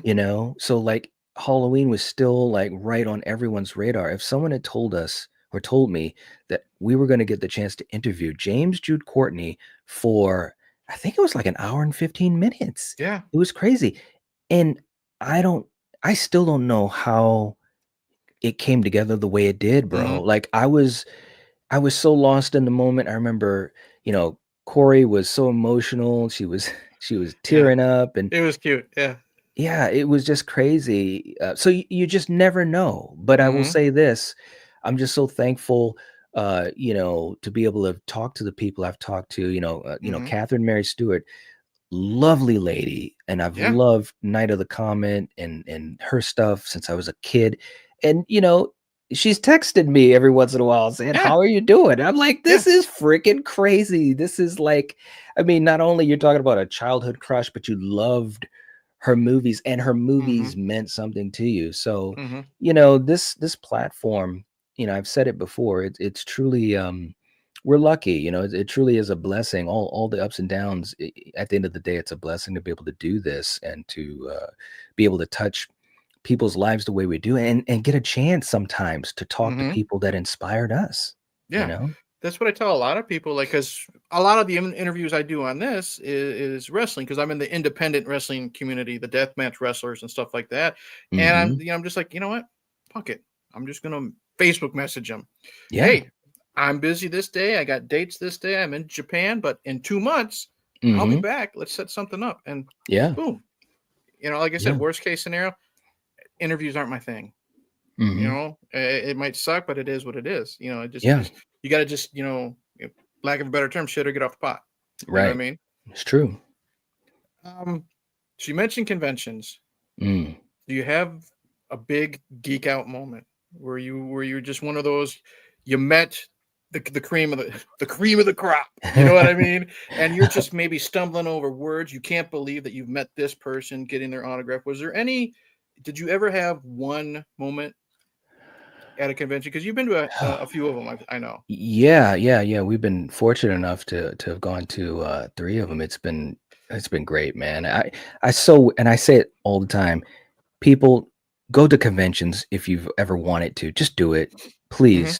I feel like I've squandered opportunities over the Hmm. years because I never went. You know what I'm saying? I'm glad that I'm going now, but I wish that I had gone back when I was younger too.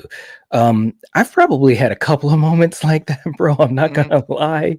Hmm. When we met Okay. Kane Hodder, um, it was crazy. Corey and I have been lucky twice. We had two conventions that we went to, one in Boston and the other one, um, God, where was the other one? Was it in Connecticut? Because I know there was one where you guys met David Arquette, and that's what she was Yes. looking forward to. Yeah, man, she melted, bro. Yeah. And he is so kind. He's She, such, you know what I think about the Dewey character, notwithstanding, that's not, mhm. Yeah, they're characters. You know what I mean? absolutely. He seems like, honestly, one of the nicest, down to earth Yes, people in interviews. He's so humble. There's he a great is. documentary when he was getting back into wrestling called "You Can't Kill David Arquette." Yeah. It's such a great you get to see he's just the terms a kidult. You know what I mean? Yes. He's a Yes. big kid at heart. He He appreciates is. he's just so sweet, and you want to give him a hug. You know You what I mean? do. You do. And it's like he was so kind, and there was this young fan who made him like a little scrapbook. She was such a big fan of Dewey, Hmm. and 5 had already come out, so of course he got killed off. And Hmm. the little girl said, "I'm so sad that they killed your character."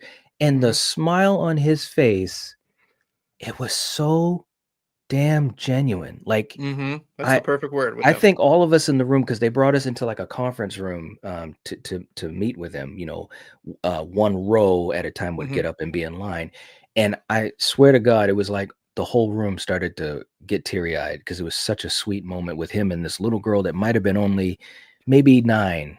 You Hmm. know, and so he was so kind, and Coriander really loved that. We've got his autograph on the living room wall, so of course Hmm. that shows how important that was for her and for me too. I love him. I've always loved the character, and I'm not gonna lie. In 5, when he got killed, I got teary eyed. I was like, shit. You know, you get these connections to some of these characters, and it's like, well, there we go. But Yeah. I'll admit, I'm well known for my, and it's more so not, the character like on a personal level. I just think he's kind of too goofy to be a cop in this Oh situation, and yeah. that's just me personal taste. But Hmm. I'll tell you what, by the time 5 happened, it's a Hmm. different Dewey, and it Right. shows through David's acting. He comes from Yes. a big acting family. His Yes. sisters, Hmm. Alexis, I think either his father or his grandfather was an actor, one of the two, maybe both, and Hmm. he has the talent. It's just, people just know him as, the goofy guy from Scream Right. and this and that. And when he's Yeah. he's finally given that opportunity, I actually, no disrespect to him, I actually gave a shit about Dewey in Yeah. part 5. Yeah. So He was great this in it. ongoing joke, like, okay, he got lucky in part 1. Okay, he got lucky Hmm. again in part 3 or part 2. By the time part 3 happened, is to me, it's a joke. He just keeps, he needs to play the lotto. But when That's he right. when he finally bites it in 5, I'm like, damn. This is coming from a guy who couldn't stand the character. I'm like, damn, that sucks, because I Yeah. actually cared about him, what he'd gone through, and it was all Hmm. based in his acting and his performance. He wasn't the goofy guy. He Right. wasn't, and because for a lot of times, the scary movie parody stuff like that, that didn't Yes. help. And then now you're just Yeah. like, wow. In my opinion, what they could have done with this character maybe a little earlier, Hmm. you know, Yeah. but Hmm. the impact still hit when he died. I'm just like, fuck. You know what I mean? I Yeah. finally like this dude, and now is the time when he's not lucky enough to make it. You know what I Yeah, I mean? know. I mean, we were pretty emotional in the theater at that point because even before, because I knew once the elevator closed, I was like, "Oh shit!" I said, Mm-hmm. "Please don't, please don't, please don't." And so anyway, so yeah, I mean, it was a sad thing, and he took it in stride at the con because a lot of Mm-hmm. people were just, saying they didn't want to see him die, and he Mm-hmm. was very professional, and Yeah. all that stuff. So that was a great moment, to have that connection to Scream. Nev was supposed to be at that con, but Mm-hmm. she had a schedule change. And man, oh God, even still thinking about it, she's obviously one of my Grail convention meets, Mm-hmm. and my heart was just broken, bro. I Yeah. was like, oh my God, I almost got there. I'm probably never going to meet Jamie Lee Curtis, but I had a Right. chance to meet Nev, and Mm-hmm. it was gone. But probably, like I said, meeting Kane was huge. And, Mm-hmm. we got lucky in those two conventions because we had time to talk to a couple of these people. And Kane was Mm-hmm. one of them. Mm-hmm. It wasn't a big line. And I don't know why. I have no clue why. It's not like me and Coriander are, standouts in a crowd or anything like that. But when we came up to him, we obviously tried to not geek out too Yeah. much. And we said, we love, the Friday 13th films. We love you as Jason. We do have a horror YouTube channel, and this is just a big moment. Thank you for all that you've done, that type of thing. And he was like, oh, well, I appreciate you. And, he was cracking jokes. He's a very funny Yeah. guy too. Yeah. And then he said, well, come sit down with me. And we were like, what? He's super personal. Yeah. He is. We were sitting right there with Kane Hodder, probably for about 15 minutes or so. Like Mm-hmm. people are coming up, he's signing autographs, and I I don't know, bro. Like sometimes I'll think back on stuff like that, and it's so crazy. And I think to myself, maybe it's just good karma coming Yeah. back to us a little bit. Maybe it's just, someone is saying, look, here's your moment because Mm-hmm. you've been decent to people. I don't know, but we were Mm-hmm. sitting there with one of my Grail people, and it was so much fun. But I don't think I lost my cool. It was Mm-hmm. close, but Mm-hmm. Coriander might have lost her cool a little bit. She got a hug from him. Yeah. We met Adrian King, and I told her, Oh, cool. I said to her, and I felt so stupid. I said, look, excuse me. I said, look, Mm-hmm. I don't want to sound too silly, Mm-hmm. but Friday 13th, the original, is what got me here. And Mm-hmm. seeing you through this film, seeing you survive that final moment when old Jason comes out of the lake, I said, it really got me on my horror journey. And she looked at me with these eyes. Mm-hmm. And you could tell that she was, moved or Mm-hmm. whatever. And I got like 3 hugs from her. So that was a cool moment. Mm-hmm. Um, but I would probably say the only time I probably lost my cool, it was either Heather Mm-hmm. Langenkamp, or Danielle Harris. Okay. When I met Danielle, and she's such a personable Yeah. person, and she's wicked cool. She's really short too, man. I'm not She's a tall. little thing. She's like maybe 5'2", Yeah, pushing it. and I'm not tall, but I felt like a giant to her, and she was Mhm. just so cool and thankful to the fans. And I remember just feeling like, man, it's like it feels like full circle. I was watching this actress when she was a little kid in Halloween Mhm. 4, and here I am talking to her. Got pictures. I think I put up the pictures a couple times. I think in posts Mhm. and maybe on my Instagram. I'll have to check one day because I love Mhm. I love that picture. But so Yeah. I lost my cool a little bit there, but definitely with Heather. And I Okay. same thing with Heather. I just told her, I said, I know you hear this all the time, Oh, yeah. but I just gotta say it to you. Thank Yeah. you. You know what I mean? Yeah. And she was just so cool. She was telling us personal stories about her and her husband, Mhm. how she frequents up in New England and Mhm. stuff like that. And I'm like, this is freaking crazy. I'm like having me and Coriander having a conversation with Heather Langenkamp. And she's as humble as you imagine her to be, or as humble Mhm. as she seemed to be like in New Nightmare. She just Yeah. always seems so humble. She is really like that, and she is absolutely lovely. Absolutely. That's what I tell a lot of people. Like when I talk to the wrestlers, I said they're just everyday Joes like you and me. Just Yep. they're on big screen. Like I talked to Doctor Redact, and they're all playing characters. Doctor Redacted, he's this crazy doctor, hitting people with trash cans and light tubes Mm-hmm. and stuff. But when I interviewed him, I saw the man behind that. Dude, we were spending like a half hour in our interview talking about the fucking Muppets. You know what I mean? And stuff like that. It just and when you tell them like, hey, we appreciate like I'm getting out of my bubble now, going to all these shows, and I come up to them and I tell them, hey, thank you for what you do to your bodies for our entertainments. Yeah. You can tell that they legit appreciate it. Yeah. Yeah. They Yeah. do. They really do. Yeah. I mean, at that one con, I think I told you this too. We saw Mick Foley. I was in Yeah. the elevator with Mick Foley. Like I got on the elevator, and this was probably the coolest con because we were at the hotel that was like not even 50 feet away from the convention Hmm. center. And so Hmm. all the celebrities were in the hotel. I Yeah. ran past Monica Keena, Mick Foley in the elevator. We hung out with Derek Mears. We had met him twice at two different Uh-huh. cons. And so, anyways, I get into the elevator with Coriander, and we get in there, and she kind of nudges me, and she looks over there. She's like, "Isn't he a wrestler?" I'm like, "Holy shit, that's Mick Foley!" And he looks over at me and does that freaking Mick Foley smile. He's like, "Hey, how you Yeah. doing?" I'm Yeah. like, "I'm doing really good, sir. How are you?" Yeah. He's like, "I'm doing great." I'm like, "Awesome to see you." And you keep it moving, but it was just so cool because obviously I'm a huge wrestling fan too, Yeah. especially from back in the day. And it's like, dude, I'm talking to Mick Yeah. Foley. How crazy is this shit? It's so cool. Like, Frenzy tells me because he goes to cons all the time with his brother. And just Hmm. some of the stories he's told me, like going to the hotel and he's going up to his room and Lance Henriksen comes out of the elevator and they talk for like, Ooh, 30 seconds, hi here and there because yeah, Lance has got to go. Or he was telling me, like, he was texting me and I was at work. I'm like, what the fuck are you doing texting me at 11:30 at work?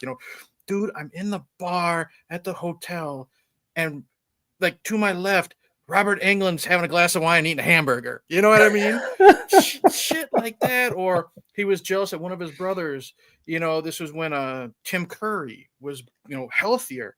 He said, hmm, I want to go punch my brother. Why? Because he just shared a smoke with Tim Curry behind the food truck and stuff like that. It's just these simple things that when you're yeah, at cons that you can just like, they're there. You know what I mean? They're yes, everywhere. And it's really hmm, cool. it is. So one question I got is, I brought it up before, I'm a big fan of Jason Goes to Hell. It's an Hmm. ongoing joke, but it is one of those films that is looked upon for the majority poorly. You know what I Hmm. mean? In the Hmm. horror community. But me, I just love it from beginning to Yeah. end. I'm always defending it, whether it's that, Elm Street 5, The Dream Child, the reboot, the Elm Street reboot. What Hmm. is Night's Jason Goes to Hell? Oh, What is jeez. one film that you just love from beginning to end, from the bottom of your heart, and whenever you mention it, someone just rolls their eyes? You know what I mean? Something like that. What's one film that you'll always defend and love, but some people just look at you, they give you that the night head tilt and be like, why? Well, it's kind of a tough question, but I do Okay, have three examples. sure. And I think really it. Well, okay, I'm making this more difficult than it is. I think that the easy answer or one answer I'll throw out is Hereditary. Okay. And it's not that it doesn't have its fans, because it does, and it's got a Mm-hmm. lot of acclaim and had a lot of hype around it for a long time. But I've noticed, whenever I've done Hereditary um, content or Mm-hmm. conversations, that there's always people that are ready to knock it down, and which is fine. Mm-hmm. So that's kind of a weak answer, because there are a lot of fans of Hereditary and it Sure. has critical acclaim, but it boggles my freaking mind how many people that I find, whether it be comments or even in chats, and they're just Sure. not fans of this film. Mm-hmm. They don't see what I see that's great about it. You know what I mean? So Sure. that's kind of one answer. If I was to get more in depth, I would say one film, and if Monty ever watches it, if he's watching this, he's gonna get a laugh Oh, out I of know this. what it is, but go ahead. You know what it is. Look, all I can say is this: it's a film that I saw as a kid, Mm-hmm. and I never hated it. Right. I don't know if I want to say I loved it. Mm-hmm. And maybe it was the connection to the original film, Sure. but Exorcist 2, The Heretic, I love it. I don't hate it. Yeah. I know it's not great, Absolutely. and I know, and it was a lot of behind the scenes. I'm actually, and I never do this, not even on my channel, but it's actually, I've got it all kind of prepped up as an episode of Why You Hate, and Mm. I was gonna do a couple of things on it just because I had have some passion for it. But anyways, Sure. I know they had a lot of behind the scenes issues, and Linda Blair has talked about that. And it's nowhere near as good as the first or the Right. third. Yeah. But I have some fun with it, and even to this day, I can literally put it on right now. Look at Dan. Yeah. Monty is groaning now. And he doesn't know why. And you That's know when what's we used. I funny? want to say this when we did the Deadly Venoms, and he revealed. That's one of my favorite like clips. You say that, and Yes. he just oh, Yeah, just like yeah. no hesitation. And it's so funny because, and I love Monty, and you Yes. know that, and his reaction was so real, and So I remember genuine. Yeah. yeah, it was so genuine, and I remember he did a video where he was talking about the issues he had with it, and he kept referencing me. He was Yeah. like, "And my good buddy Knight from the Nightwatch Zone, I know he loves this film, but it's bad," and da da da da da. And I'm like, "Oh my god!" But yes, it is bad. But Hmm. like I said, man, I don't hate it. Yeah. I just don't. And I guess it's kind of one of those things, like I said, I just don't hate it. So that's Hmm. always a film that comes to my mind the most, because I know so many people Oh yeah. despise it. It's I mean, reputation. Yeah. some people say it's the worst, horror film of all time, you know, but we know better, Yeah. because I think we've I would. seen some really I bad beg to ones. differ. Some of the stuff that I've been reviewing just this past month. You know Yeah, what I yeah, mean? we know a lot better, but Yes, that's one that Exorcist 2 is miles ahead of like Ghoulies 4. Okay, you want to that's see some true. crap? Come to my neighborhood and I'll show you some I crap. Hey, Exorcist 2 to me is better than Howling 2, you know? Okay. Oh God, yeah. Oh And God, yeah. so but look, I mean, we grew up at a Hmm. time, especially when you talk about being fans of 80s horror. We've Hmm. seen a lot of bad Oh yeah, movies, and yeah. some of them were bad to be fun. You know what I'm saying? So like maybe that's part of also the mentality. Sometimes it's the charm, it's the intent. Yeah. My last video I did, don't want to speak ill of the dead. God rest him. Swamp Thing. First time I Mm. watched Swamp Thing, I put the video up. Maybe not. It might have been yesterday. I think. Yeah, Yeah. I saw Anyway, that too. but I'm just like, you know what? It's not technically well made. You know what I mean? There Right. are a lot of problems. Wes Yeah. was not Wes yet. You know what I Right. mean? He got Right. lucky with his first couple films. Mhm. He didn't know comic books because when he was growing up, his parents didn't allow them. But I'm Yep. just like, you know what? there's something charming about this film, about a Yes, man who turns into a giant swamp creature, that's and right. by the end of it, he's fighting this giant man who turned into a wild boar with this gigantic sword, and there's Yeah. just, you know what? Just run with it, dude, you know? Yeah. So Yeah. It's it's one of true. those things. Yep. We're winding down. I'm gonna throw a little bit of word association, and then I have a couple actual questions for you, and then I'll let you go. Um, when I say word association, I'm going to throw out some names, be it people in the industry or some characters, and you can Mhm. say as much or as little about them as you want. Okay. Okay. We you already kind of talked about him, but let's start with Wes Craven. What first comes to your mind when you think of him? Absolutely amazing. So gifted. Like, I mean, even in things like Swamp Thing, you Mm-hmm. can still there's something in there, you know what I'm saying? Mm-hmm. It's not a lot of money in the budget. There's not great effects. The story is a little, wonky, Mm-hmm. but somehow, he can pull something out. And Mm-hmm. I think he was such a gifted director. Like I said, when he passed, and even sometimes just thinking about it, it really hits me, because, and I think also just because he was such a nice guy, he Yeah. was just a really, people always talk about how kind he was Mm-hmm. and giving. And Mm-hmm. I mean, is it, we're better off with his work Yeah. being a part of horror, we're lucky. Okay. Okay, you got it on your shirt. The man John Carpenter. What does John Carpenter mean to you? First thing that pops in your head. I'm thankful. I'm Mm-hmm. thankful that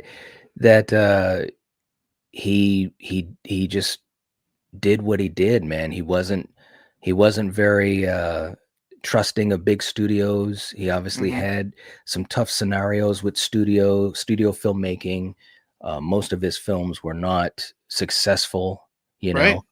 know. They grew to be cult classics, but he kept going. He had an endurance about him. Mm-hmm. And when you talk about his filmography, from the late 70s throughout to the 90s, mid 90s, maybe a little bit beyond that, it's like he's Mm-hmm. got so many great movies. He's kind of, I think of Wes, kind of with the emotion, and I think Mm-hmm. of John as the precision. Mm-hmm. John just boom, he just goes in, and you look at his movies and it feels like that. Perfect example of DIY because it's not just Yeah. directing. He writes almost all of his films.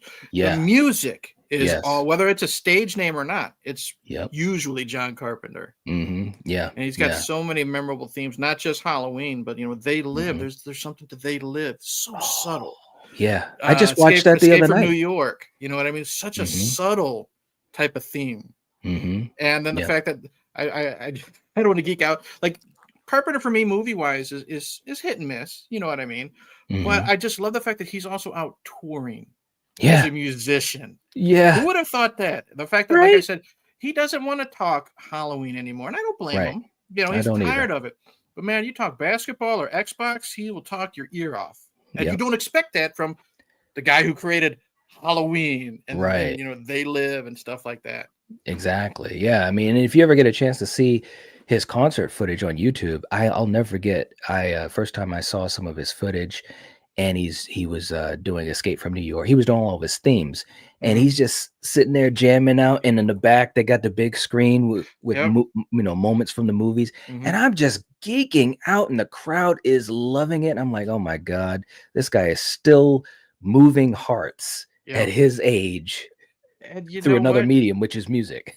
One thing, and he always seems like he does have kind of like Harrison Ford. He's got like a grumpy old man persona, Yeah. which I don't think is true. I think he's just kind of to the point. You know what I Yeah. mean? I don't Yep. want to talk about Halloween. If some guy's Yep. causing trouble in the crowd, he'll just say, "Why don't you shut the hell up?" Stuff Yeah. like that. But Mhm. he has no problem poking, looking goofy. One of the things you like to show, when you get super chat is the Big Trouble Little China music video. He looks like a fucking dork, but Yeah. he's having a blast and he He doesn't is. care. That's right. That's right. Yep. It's true. We've already kind of mentioned him a little bit. Bruce Lee. Legend. again, unbelievable. The commitment, the discipline, the Mhm. desire, all the things that he overcame. It's people like that, man. They're a special breed. Because to have that type of focus, to Mhm. do what you love, and to be something more, right? Like Mhm. that's hard to do. So I've always, even as a little boy, it's funny to even think of it that way, but even as a little boy, I admired him, you Mhm. know. And so yeah, he's just yeah, Yeah. discipline, amazing. I'm interested because sadly, because of what happened, Brandon Lee, do you think he would still have a career like he would have made it? Like we talk about how, like Scott Adkins, he's like right there. Hmm. Do you think because Brandon had a lot on his shoulders, who his father was, and he wanted to separate from that? Do you Yeah. think he could have pushed past Scott in that way, or do you think he would be kind of equal, like not quite there, or do you think it was too early to tell? I definitely think he had the possibility. He had all the tools. Mm-hmm. He had a charisma, just like his father, that Mm-hmm. kind of, it propels you beyond where you're at in a way. You know what I'm saying? Like Mm-hmm. Bruce was able to propel himself beyond what people at that time would see in an Asian man. You Mm-hmm. know what I'm saying? He was so charismatic, it was infectious. Yeah. That's what Bruce was. And I think Yeah. Brandon had a lot of that. You know what I'm Mm-hmm. saying? And as you know, The Crow, that's the movie I've seen the most in the theater, and Mm-hmm. I still remember the day that I heard about his passing, Yeah, and me I too. cried like a baby, um, because of that connection. Mm-hmm. It felt like that last type of connection Mm-hmm. to his father as well. But I do think he had that charisma. He had those chops. If you watch The Crow, and of course Mm-hmm. I followed him before The Crow, he did some movies over in Asia, of course Showdown in Little Tokyo, Laser Mission, Rapid Fire, those Rapid types of fire, things. yes. Rapid Fire is amazing. But you could see the little spark, Mm-hmm. and I think sometimes that's the thing that can, Mm-hmm. catapult people, maybe past others that might have more experience or maybe even Mm-hmm. better skill as an Mm-hmm. actor. You know what I'm saying? So I definitely think he had a chance Mm-hmm. to do very well and be beyond like where Scott is now. Like Scott, don't get me wrong, Scott, he's a great martial artist. He's Mm-hmm. great fighter on film, and he's a pretty good actor. I think he's come a long way. I've seen Mm-hmm. growth. You know Yeah. what I'm saying? But I think Brandon kind of had that thing that's almost indescribable, that He's spark, got you know? because you can see it in his. I always sometimes go to his final interview. I know you've seen it. Mhm. How Yes. many times you see the sunset. Mhm. Twice, but it seems limitless. That type of. There's Yes. he's This is just me, and again, his filmography was very limited. Mhm. I'm not the biggest Bruce Lee fan. You know what I Mhm. mean? Mhm. I think he's got a charm Brandon did that his father didn't. And I Yeah. think that would have helped him, I think, maybe push himself past that, Yeah. if I it think didn't so happen. too.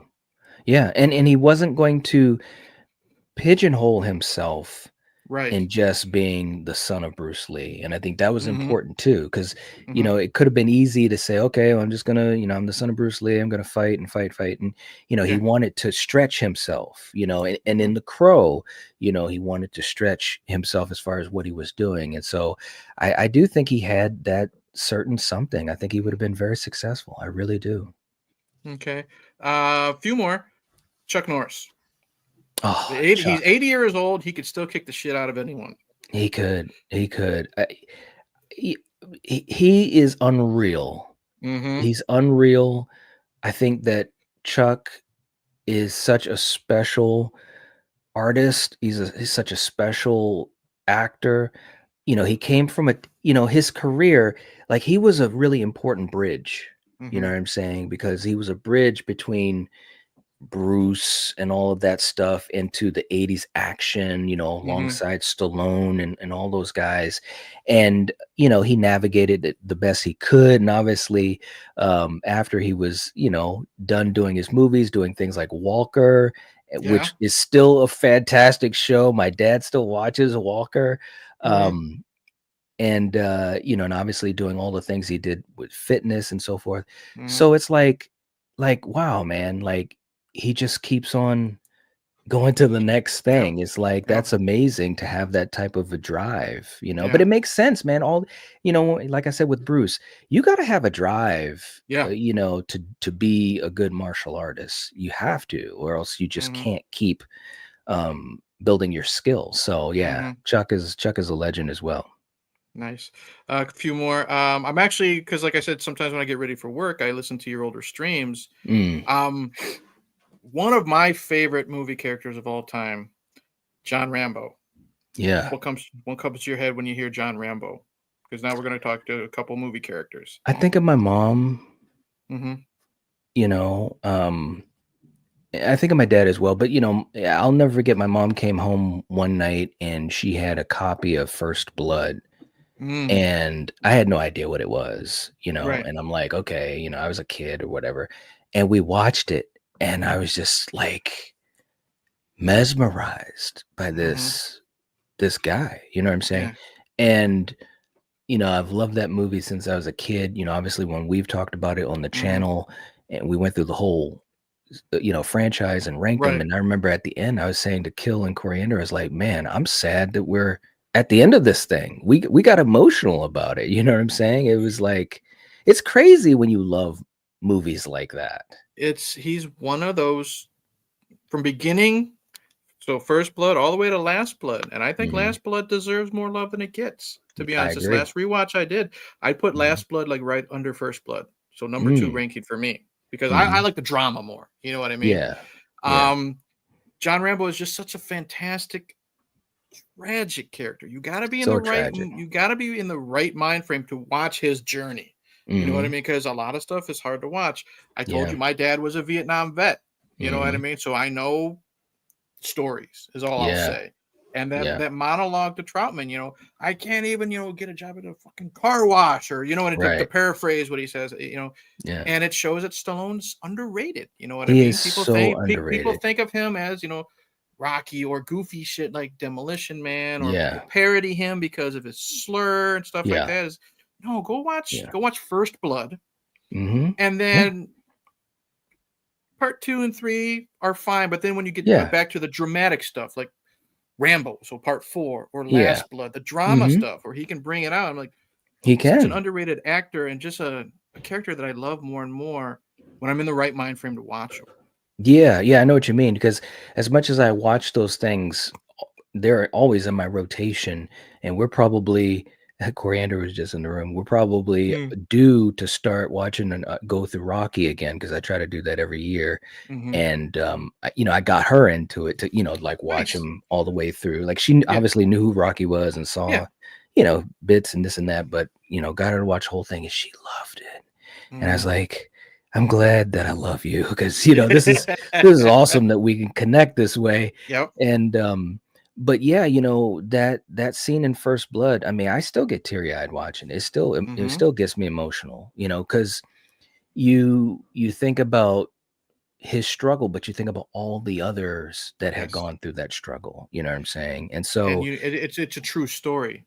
The yes. struggles. That's what really Yes. hurts and It hits you. hurts, man. It really, Hmm. really does. And, as crazy as the Rocky stuff can get in some of the sequels, there's a lot of emotion and there's a Hmm. lot of heart in those movies. And like I said, man, it's funny how at least for me, the way my life has kind of worked out, like Rocky being such a big part of my childhood, just like martial arts, but Rocky helped me to be a better martial artist Hmm. and it helped me with a mindset. And then, of course, horror became such a vehicle for me, in other ways. So it's like, all these things kind of, it sounds weird, but all these things kind Hmm. of come together. Um, but yeah, Stallone doesn't get the credit he deserves. I absolutely, bro, I'm gonna tell you right now, man, and no one beats Father Time. Right. But yeah, he's special to me. So, as much as I can, I'm gonna always try to like honor that because his Hmm. movies are so special to me. They really, really are. And I think when you think of a generation, when you talk about the 80s and the 90s, dude, there's no way you could escape Stallone and Arnold. Yeah.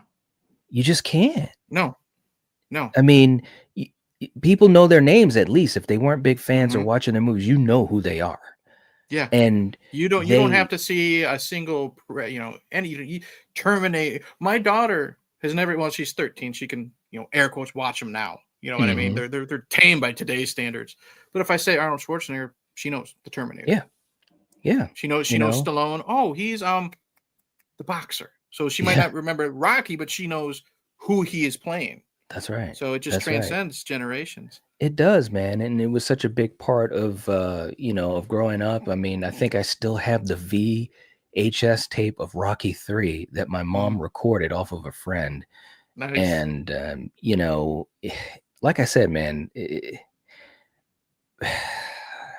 Yeah. just big moments, and they Hmm. mean a lot. And to be quite honest, if there was one thing that I regret, um, as a YouTuber, well, it's not the only thing. I mean, I don't have big regrets, but I Yeah. wish that, I could incorporate that more Hmm. into what, we do.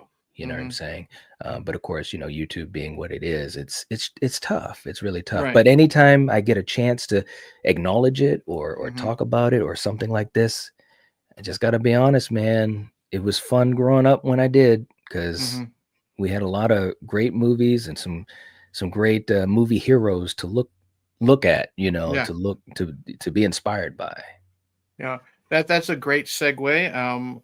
I honestly never know the next time I'll be able to talk this character and hear your thoughts on. Like, I know, but because it's a horror channel for the most part and this and that, Mm. I know your love for this character. You were the first person I texted when news of the new movie came out, and like you said, sometimes you just need a hero. Superman. I Oh know you can man, talk for hours, but yeah, just you can give as little or as much as you want. Because you were the first person I texted that you and my sister that new trailer. You yeah, know what I mean? Because I know how much the character. What is it? Because sometimes in the horror community, it's or not in the community, but like movies. yeah, We're cheering the villains. We want the doom and right. gloom. But Hmm. sometimes, like I said, when we did our favorite movie characters, back when we did the brass tacks, sometimes you want that hero. You And do. not just the dark, brooding Batman shit. That's right. Sometimes you want the Boy Scout. You do. And what's it about Superman to you? And it doesn't matter which actor. I know you're very partial to Christopher Reeve, but what is Yes. it about Superman in general for Night? Well, I think it's something to aspire to. I think it's something to try to model yourself after, and again, growing up when we did, um, he was just so larger than life, not just on film, but on TV and comic books Hmm. and everything, Superman just, and so he just means a lot to me, because childhood, obviously nostalgia is great. Hmm. And when I think of my childhood, that's one of those things, when we, for the longest time, and we had our channel intro, and I Hmm. remember I was talking to Kill. I said I put together this intro, and I want to show it to you, and I put it in there. And as soon as I had that scene from Superman 2 where he's running down that alleyway and he opens Yes. up his shirt, and Kill says to me, "Oh my God, you got Superman in there! That's awesome!" I had to, bro. I Yep. had to. It's like he's like, and I don't know. As a character, he just means so much to me. Christopher Reeve specifically, Hmm. just meant so much to me. It's interesting you asking this, because just I think it was like 2 weeks ago, they had this special on. I can't remember if it was the History Channel or whatever, but his son Will Hmm. was kind of retracing some of the places that Christopher had gone to before he had the accident, Hmm. because he was a world traveler. He liked going Yep. to different places and so forth. So, anyways, so we're watching the show with his son, who reminds you so much. Yeah.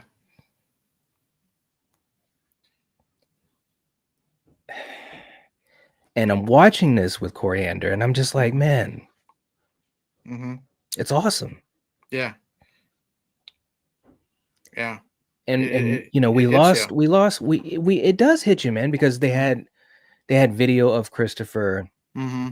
and when Will was a kid and all that type of stuff, and it was like, man, he was so much to so many people, and Will went to this place. I think it was, I can't remember where it was, but it was these people that lived in this village, and they were such fans of Superman, Mm-hmm. and it was a beautiful thing because these people came up to, Will, and was just thanking him, um, for visiting, and they had Mm-hmm. talked about how friendly and kind that his father was and all this type of stuff. So anyways, but it's like, you know, those are like attributes that I think that people should aspire to. It's missing in today's society.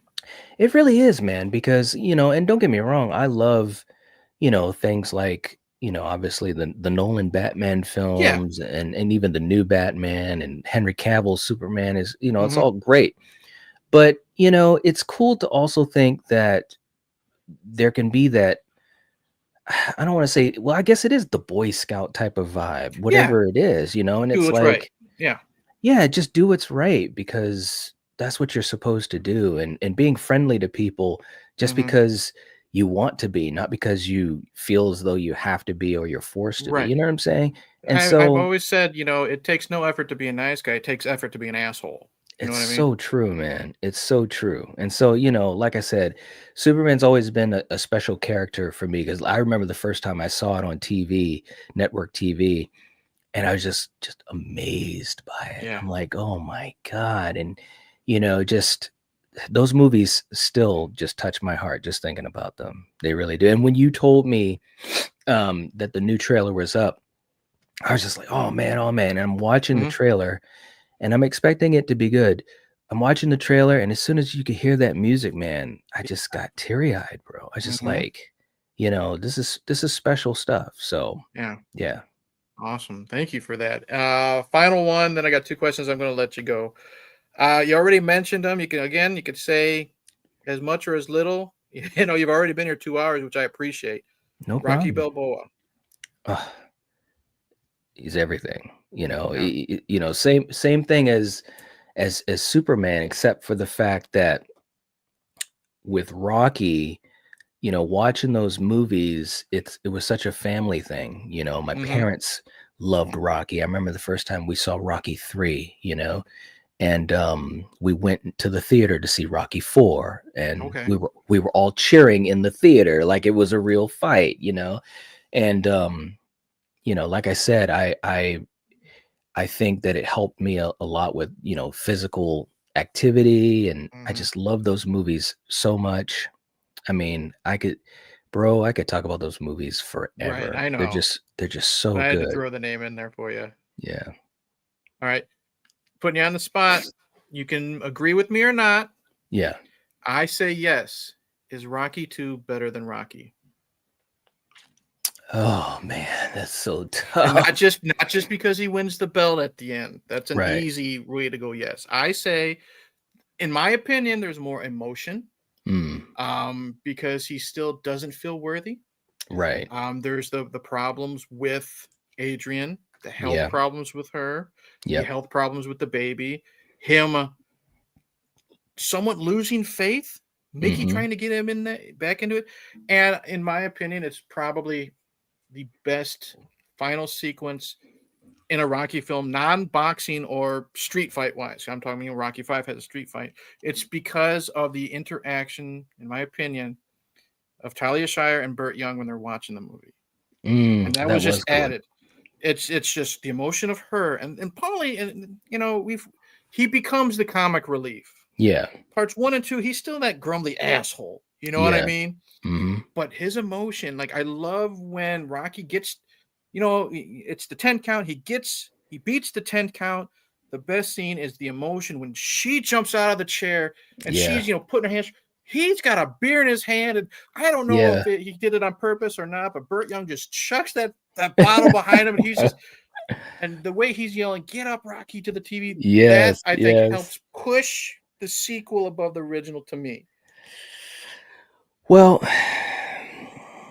it's so tough, and I haven't actually ranked as a YouTuber anyways, ranked the Correct. franchise in a while. I I will say this, like, all of your points are valid. Like, there's a Mhm. a lot of emotion that they throw into it. Rocky has really knocked down quite a few Mhm. pegs. Yeah. Can't find a job, he can't read. You just Mhm. feel so sorry for this guy. Right. Apollo's jabbing at him verbally and embarrassing him. So yeah, there are things about the second film that I do think can even rival the original, but I don't know, Okay. man. I think that original is still just I don't know, man. Yeah, there's no wrong answer. Yeah, I'll be honest with you, man. If I had to pick one, it's so hard to pick one, you know, but I'd probably still go with the original. Okay. But Fair enough. two is an amazing follow-up. Mhm. It's Mhm. absolutely amazing. And there were times in my life where I watched 2 more than Mhm. 1. So Yeah. that might show a little bit of my hand as well, Mhm. because it has a high rewatchability. Yeah. Yeah. Now, I'll say this: nothing against the Creed films. I enjoy them for what Mhm. they are. But if Yeah. I thought Rocky Balboa was the perfect bookend Yeah. Yeah, no to doubt. I that mean, character. you know, when he gets to the end and see, you're gonna get me all emotional, man. When he goes to at the end, and he goes, to see Adrian, he's at the cemetery and Yeah. saying we did it and this and that. Mhm. I think that don't get me wrong, it was great to see him come back in Creed. Right. Um, you know, and obviously Creed 2 kind of followed up some things from Rocky 4, so that was cool. Mhm. Um, but I don't think those movies were able to hit those same notes. It had moments, had Yeah. flashes, Yeah. flashes.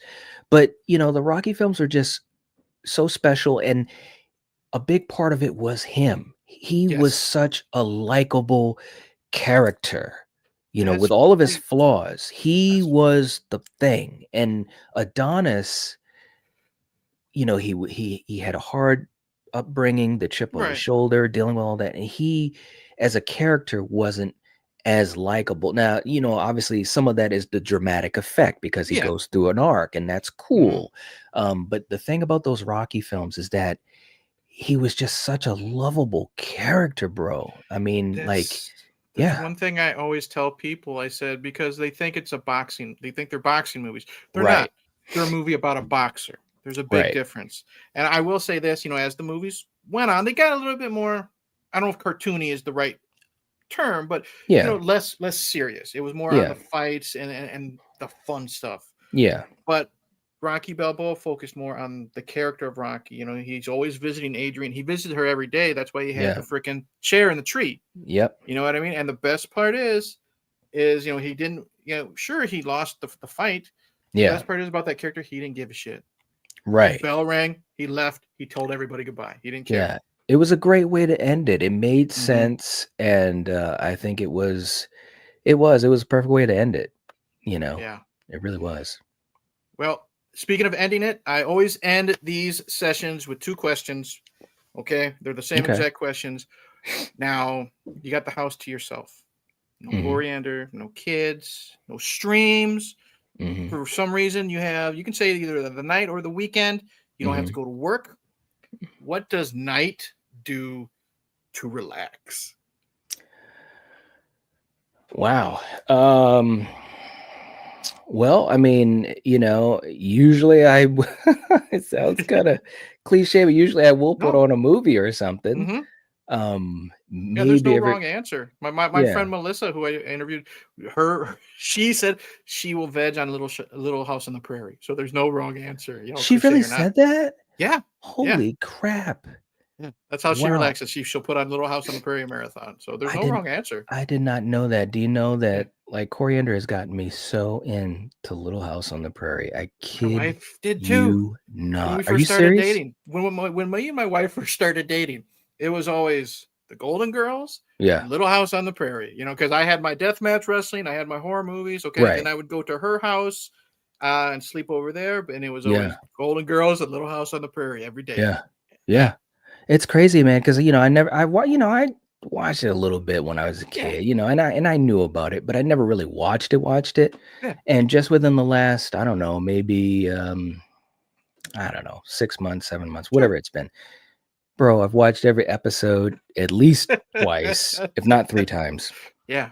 We've got DVDs. There are times because it's excuse me, it plays on it's not the Hallmark channel. Whatever channel it is, it plays Yeah. all day, Yeah. 24/7. It's on. And I'm telling you, bro, there's so many times when I'm like, let's just put Little House on. And she loves it. I Right. mean, she's been a fan since she was a little girl, so she's like the expert. But it's Mhm. just so funny because I would have never I would have never thought I would become such a fan of it. Mhm. But I've got to tell her that she's gonna love hearing Yeah. Rachel's a huge fan and got you to Yeah. watch it too. Yeah. That's Yeah. great because yeah, it's a great show. It's a Mhm. wholesome show, bro. Mhm. I, Yeah. like Sometimes you need that, I mean, you do. that's why I do like sometimes when we do Battle World, sometimes Hmm. I'm like I'm happy for the palate cleanser. You know what I Yeah, mean? Let's yeah, fuck it. Let's talk Beastmaster. You know what I right, mean? Or right. stuff like that. And yeah. Okay. Yep. Final question. And you Hmm. could be as into it or as not as possible. I always ask this person or I always ask this question. Time is limited. We Mm. never know when we're going to go. But if you did, you're walking down the Green Mile. What is Knight's final meal? Now, I've had people on this channel say, go like balls to the wall. I'm having appetizer, this, that. And nothing's off limits when you give this Mm. answer. And they've done, da, da, da, da, da, da. Melissa, Miss Little House on the Prairie, Kraft macaroni and cheese and ice cream. Or Madman Pondo. He was my holy grail of like a deathmatch wrestler. I'm happy with stovetop stuffing and a Dr. Pepper. You know what I mean? Wow. So it could be as into it or as little as what is Knight's final meal, comfort food wise? Wow, man, that's so crazy.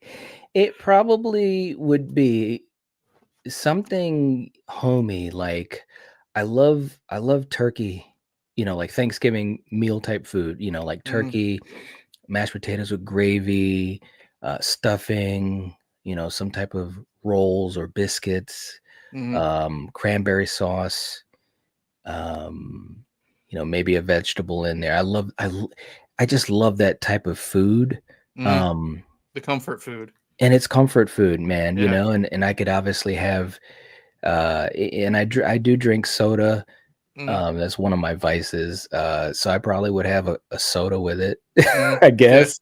But yeah, that's probably what I would say. That's what came to my mind. I mean, I like a lot of different food, whether it's Mm-hmm. pizza or burgers or Yeah. steak, whatever. Yeah.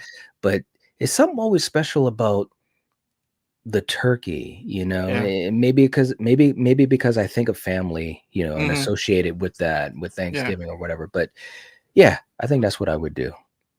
Love it. Well, Knight, I've kept you a lot longer than I expected. So I appreciate you setting aside the time. I No really do. problem. Any social media, because this is also on audio, on Spotify and Apple Podcasts. If so, for people who don't know you in the community, any social media you want to throw out, as well as I know a lot of times you keep things under wrap. Anything planned you want to at least talk about or anything like that on your channel? Well, we're just, as you know, we're just still grinding it out, man. We're just still Hmm. trying to find our way in this YouTube world. I've, you know, continued to try to do some fun things to try to incorporate the community. We're going to be starting our new Great Debate series hopefully soon. I've got to, just schedule out when I want to do that. Hmm. The toughest part was figuring out what the next franchise was going to be because I Hmm. wanted to kind of do franchises at least for Yeah. now. And I know a lot of people probably thought, okay, well, you did Halloween, then you did Elm Street, you got to do Friday the 13th next. And I said, no, I always want to try to let it breathe a little bit, Right. And but we will do Friday the 13th, but I Hmm. wanted to wait.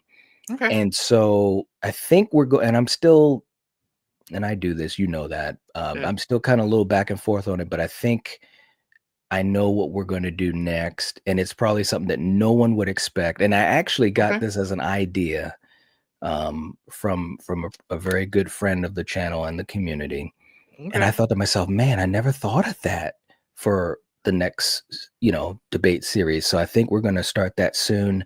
I want to try to plan, some type of celebration, just for being where we're at right now. Sure. We also have the channel anniversary coming in May. Hmm. So, my mind tries to think of those things ahead of time. Um, and still working on my uploads. I just did a Why You Hate a Friday 13th Part 2, which Hmm. that was a that was a lot of fun to do. Hmm. Um, and I'm kind of piecing together another project of sorts, which is actually a collaboration. It'll be something I've never done, or at Okay. least done like this. And hopefully it'll be something that'll pop up on the channel in the next week or two. So, fun things, trying to have it, it's always about fun and trying to do things that hopefully has a little bit of, our signature on it. So it's at Hmm. least a little bit fresh to people. Um, but that's pretty much it. Social media wise, me, I try to, I will say it's tough, man, because I try to Hmm. be present on Instagram and X, and Hmm. obviously, with our Facebook group, and I've got Patreon. So it's tough to keep Right. up with everything. Um, I think I do okay. I obviously could do more, but Hmm. you know, just trying to keep everything afloat and Hmm. just keep on moving. Yeah. That's Yeah. well, once again, dude, man to man, thank you for setting aside much more time than I expected. I was honestly, I always say 90 minutes. I know it goes longer than that when it's two buddies bullshitting. And I knew Yeah. some answers would be long, but I said, you know what? Fuck it, I'm gonna ask them anyway. You know what I mean? Yeah. Yeah. This has been a Time flew. blast.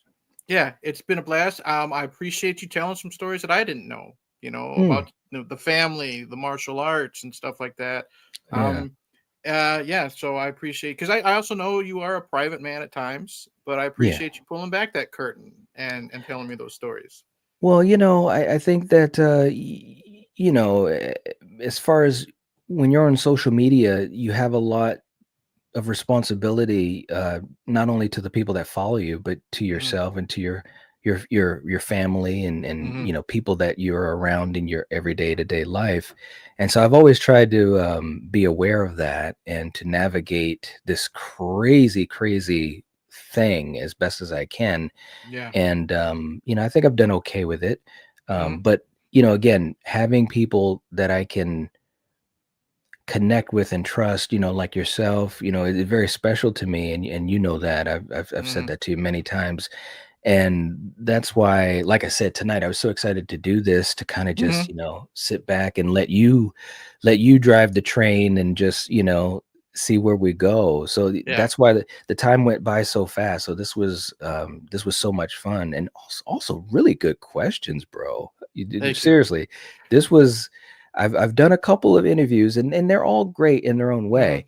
But this was really cool, and maybe it's also because of our relationship. Hmm. But you really did ask some great questions. So thank you so much for making this fun. This will definitely be something that I'll love to sit back and check out and kind of enjoy our back and forth. I appreciate that. Yeah. So thank you.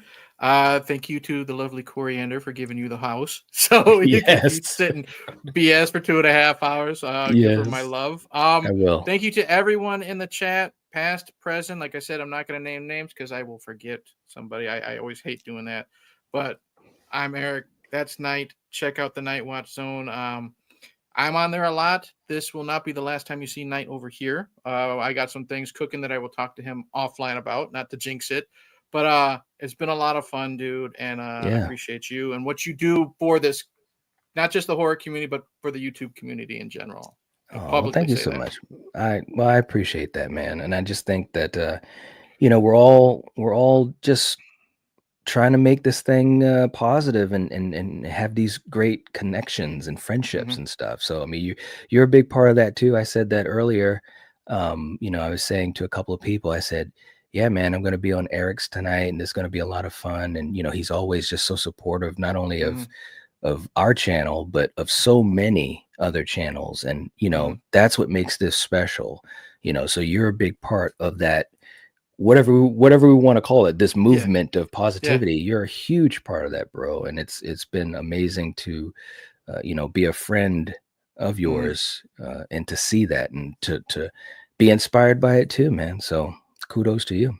I appreciate that. So with that, I'm going to once again thank everybody for watching and listening, and we will see you in the next one. And this is the awkward moment where I click end stream, and we have to wait the 5 seconds for it to make sure you really want to be done. But good night, everybody. Thanks for Good joining me. night.